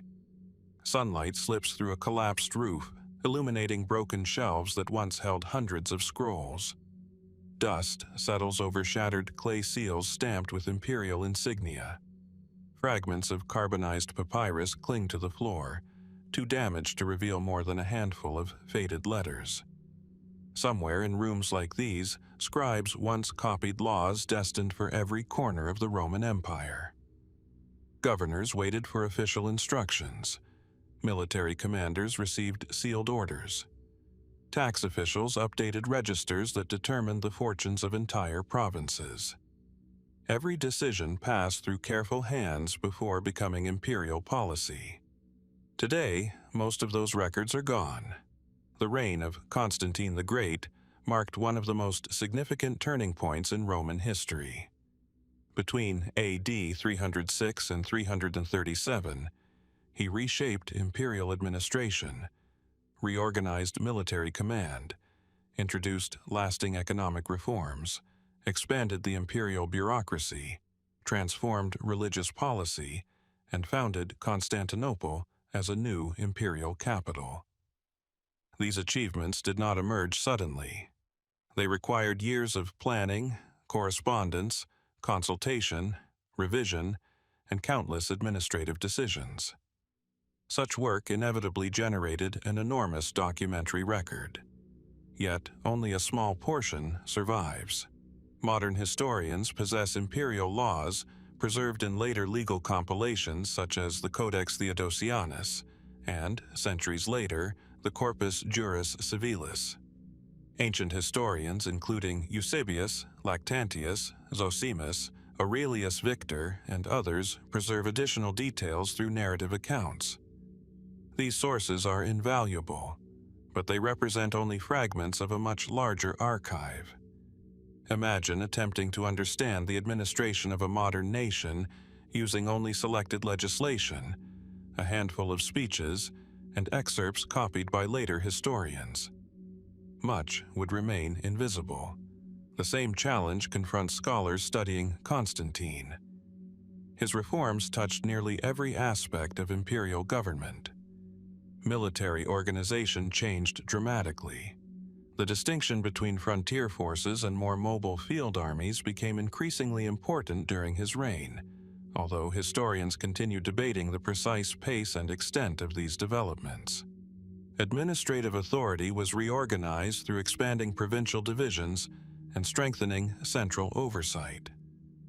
Fiscal policies evolved as taxation and currency underwent significant adjustments. Every reform required documentation. Instructions had to be drafted. Governors informed. Officials appointed. Budgets calculated. Inspections recorded. Appeals reviewed. Where are these documents? The simplest explanation is also the strongest. Ancient archives were exceptionally fragile. Most official records were written on papyrus, parchment, or wax tablets.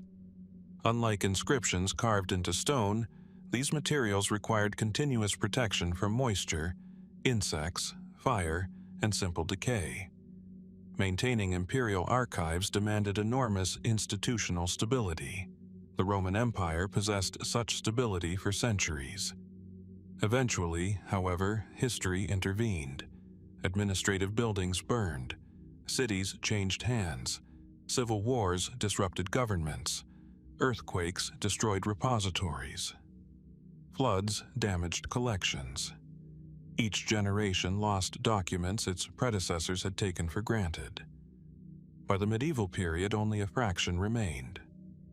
One reason the losses appear so striking is the scale of Constantine's administration.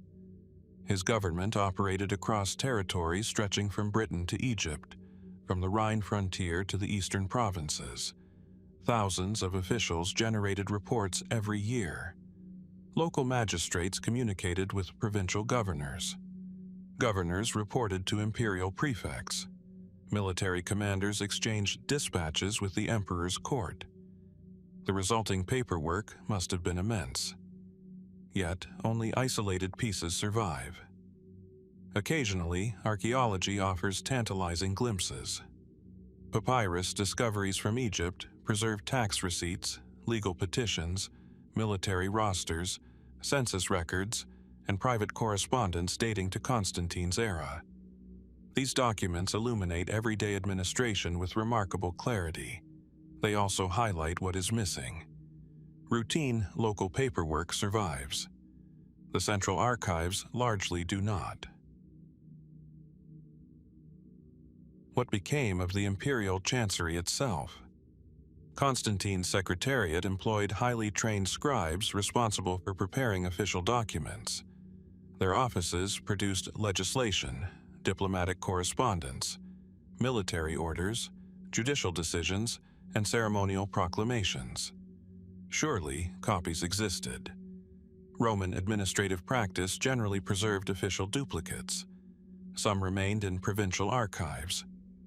Others stayed within central repositories. Yet, remarkably few can now be traced directly to Constantine's own administration. One possibility lies in the changing geography of imperial power. Constantine gradually shifted his political focus eastward, culminating in the dedication of Constantinople in AD 330. Administrative archives moved alongside the government. Documents once housed in Rome may have traveled east. If so, their survival depended upon the fortunes of Constantinople. For more than 1,000 years, the city remained one of the world's greatest centers of administration. Yet, it also endured repeated disasters. Fires swept through palace complexes. Political revolutions overthrew emperors.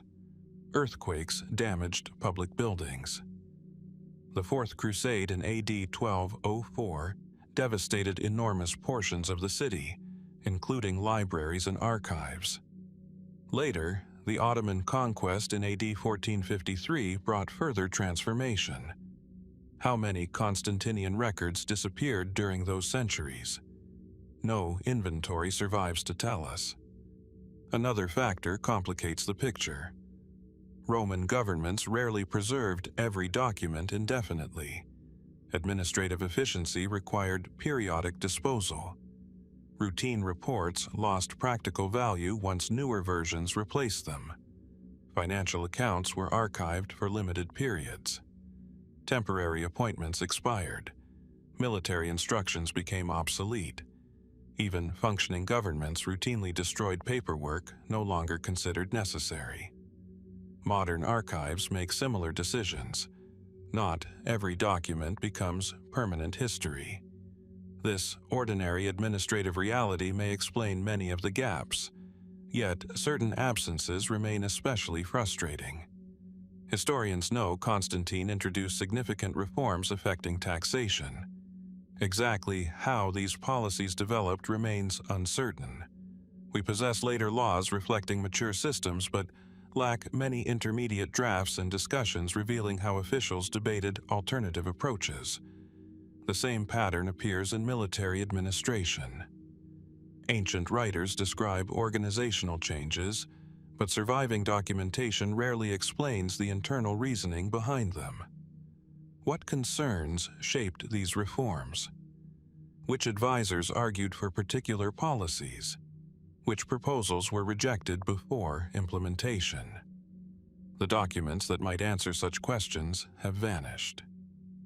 The emperor's relationship with the Senate presents another mystery. Constantine carefully balanced respect for traditional Roman institutions while steadily strengthening imperial authority. Official correspondence between the emperor and senatorial leaders must have addressed appointments, legislation, ceremonial obligations, taxation, and public works. Very little survives. Likewise, Constantine's economic reforms raise fascinating questions. His introduction of the gold solitus became one of antiquity's most successful monetary innovations, remaining remarkably stable for centuries. Such an achievement required extensive planning. Officials undoubtedly produced reports concerning mint production, bullion supplies, regional circulation, and fiscal consequences. None of these planning documents are known. Instead, historians reconstruct events primarily through surviving coins, legal texts, and later narratives. Archaeology occasionally fills unexpected gaps. Coin hoards reveal circulation patterns. Inscriptions preserve official titles. Administrative seals identify government departments. Papyri record taxation procedures. Together, they form scattered pieces of an administrative puzzle. Yet, the central picture remains incomplete. Another important source of evidence comes from later legal compilations. The Codex Theodosianus, compiled during the 5th century, preserves hundreds of imperial constitutions, including many issued during Constantine's reign. However, these collections were selective. Editors chose laws still considered relevant. Routine administrative instructions often disappeared. Temporary regulations vanished. Political correspondence remained excluded. The resulting record emphasizes enduring legislation while overlooking much of daily governance. It resembles preserving only the final edition of a book while losing every draft, editorial comment, and conversation that produced it. The missing material becomes even more significant when considering Constantine's religious policies. Modern discussions often focus upon dramatic events such as the Edict of Milan or the Council of Nicaea. Yet, implementing religious change required countless administrative decisions. Property disputes needed resolution. Church construction demanded funding. Provincial governors required instructions. Legal questions emerged continually. Many of these practical exchanges have disappeared. Some historians believe the losses reflect nothing more than ordinary historical chance. Others wonder whether later generations preserved documents selectively according to changing political priorities. When governments changed, archives changed as well. Documents supporting current institutions naturally received greater attention than outdated administrative correspondence. This process required no conspiracy. Simple preference could shape historical survival. More speculative theories extend considerably further. Some suggest Constantine maintained confidential policy memoranda discussing reforms too politically sensitive for public circulation. According to these ideas, advisors debated taxation, succession, military strategy, or religious policy in private documents deliberately withheld from wider distribution. No surviving evidence confirms such hidden archives. Even so, rulers throughout history have relied upon confidential reports. It would hardly be surprising if Constantine did the same. The question is whether any survived. Another theory concerns imperial libraries. Perhaps collections of administrative papers remained intact for centuries before gradually dispersing into monasteries, noble estates, or forgotten storerooms. Titles changed. Bundles became separated. Anonymous manuscripts lost identifying labels. Could Constantinian documents still exist among uncatalogued collections, their significance unrecognized? The possibility cannot be dismissed entirely. History has repeatedly surprised scholars. The Oxyrhynchus papyri transformed understanding of Roman Egypt. The Dead Sea Scrolls reshaped biblical scholarship. Carbonized scrolls from Herculaneum continue revealing new texts through advanced imaging technology. Each discovery reminds us that remarkable documents can survive under extraordinary conditions. There is another mystery hidden within the surviving evidence. Constantine's reign appears unusually well documented compared with many earlier emperors. Ancient historians devoted extensive attention to his achievements. Church writers preserved numerous accounts.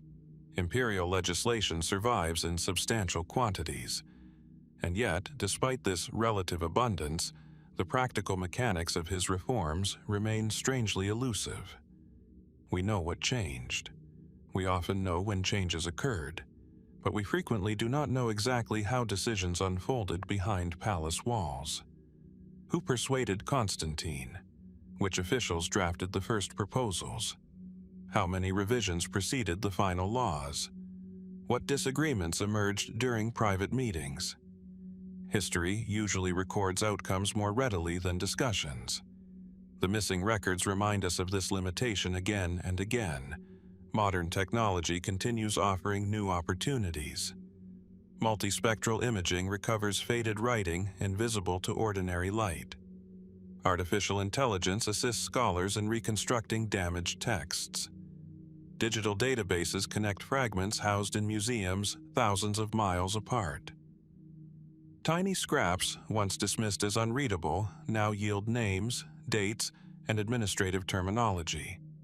Each recovered fragment slightly enlarges our understanding. Perhaps future excavations will uncover forgotten archives beneath administrative buildings. Perhaps unopened manuscript collections still preserve overlooked legal texts. Perhaps buried papyri remain protected by desert climates, as they have for nearly 17 centuries. Every archaeological season carries that possibility. Until then, Constantine's early reforms remain visible primarily through their consequences rather than the documents that created them. Cities expanded. Armies reorganized. Coinage stabilized. Administrative structures evolved. The empire changed profoundly. Yet, the written conversations guiding those transformations have largely vanished into history. Standing before the empty shelves of a ruined archive, it is difficult not to imagine the countless scrolls that once rested there. Reports from distant governors, recommendations from trusted advisors, drafts covered with corrections, sealed instructions awaiting swift couriers, and imperial decisions that quietly altered the course of an empire. Somewhere among those lost records may have existed explanations for questions historians still debate today. Whether they disappeared through fire, neglect, war, routine disposal, or simply the slow erosion of time, they leave behind a silence as compelling as any surviving monument. And within that silence remains the enduring possibility that somewhere, beneath forgotten ruins or inside an overlooked manuscript collection, another fragment of Constantine's administrative world still waits to be read once again.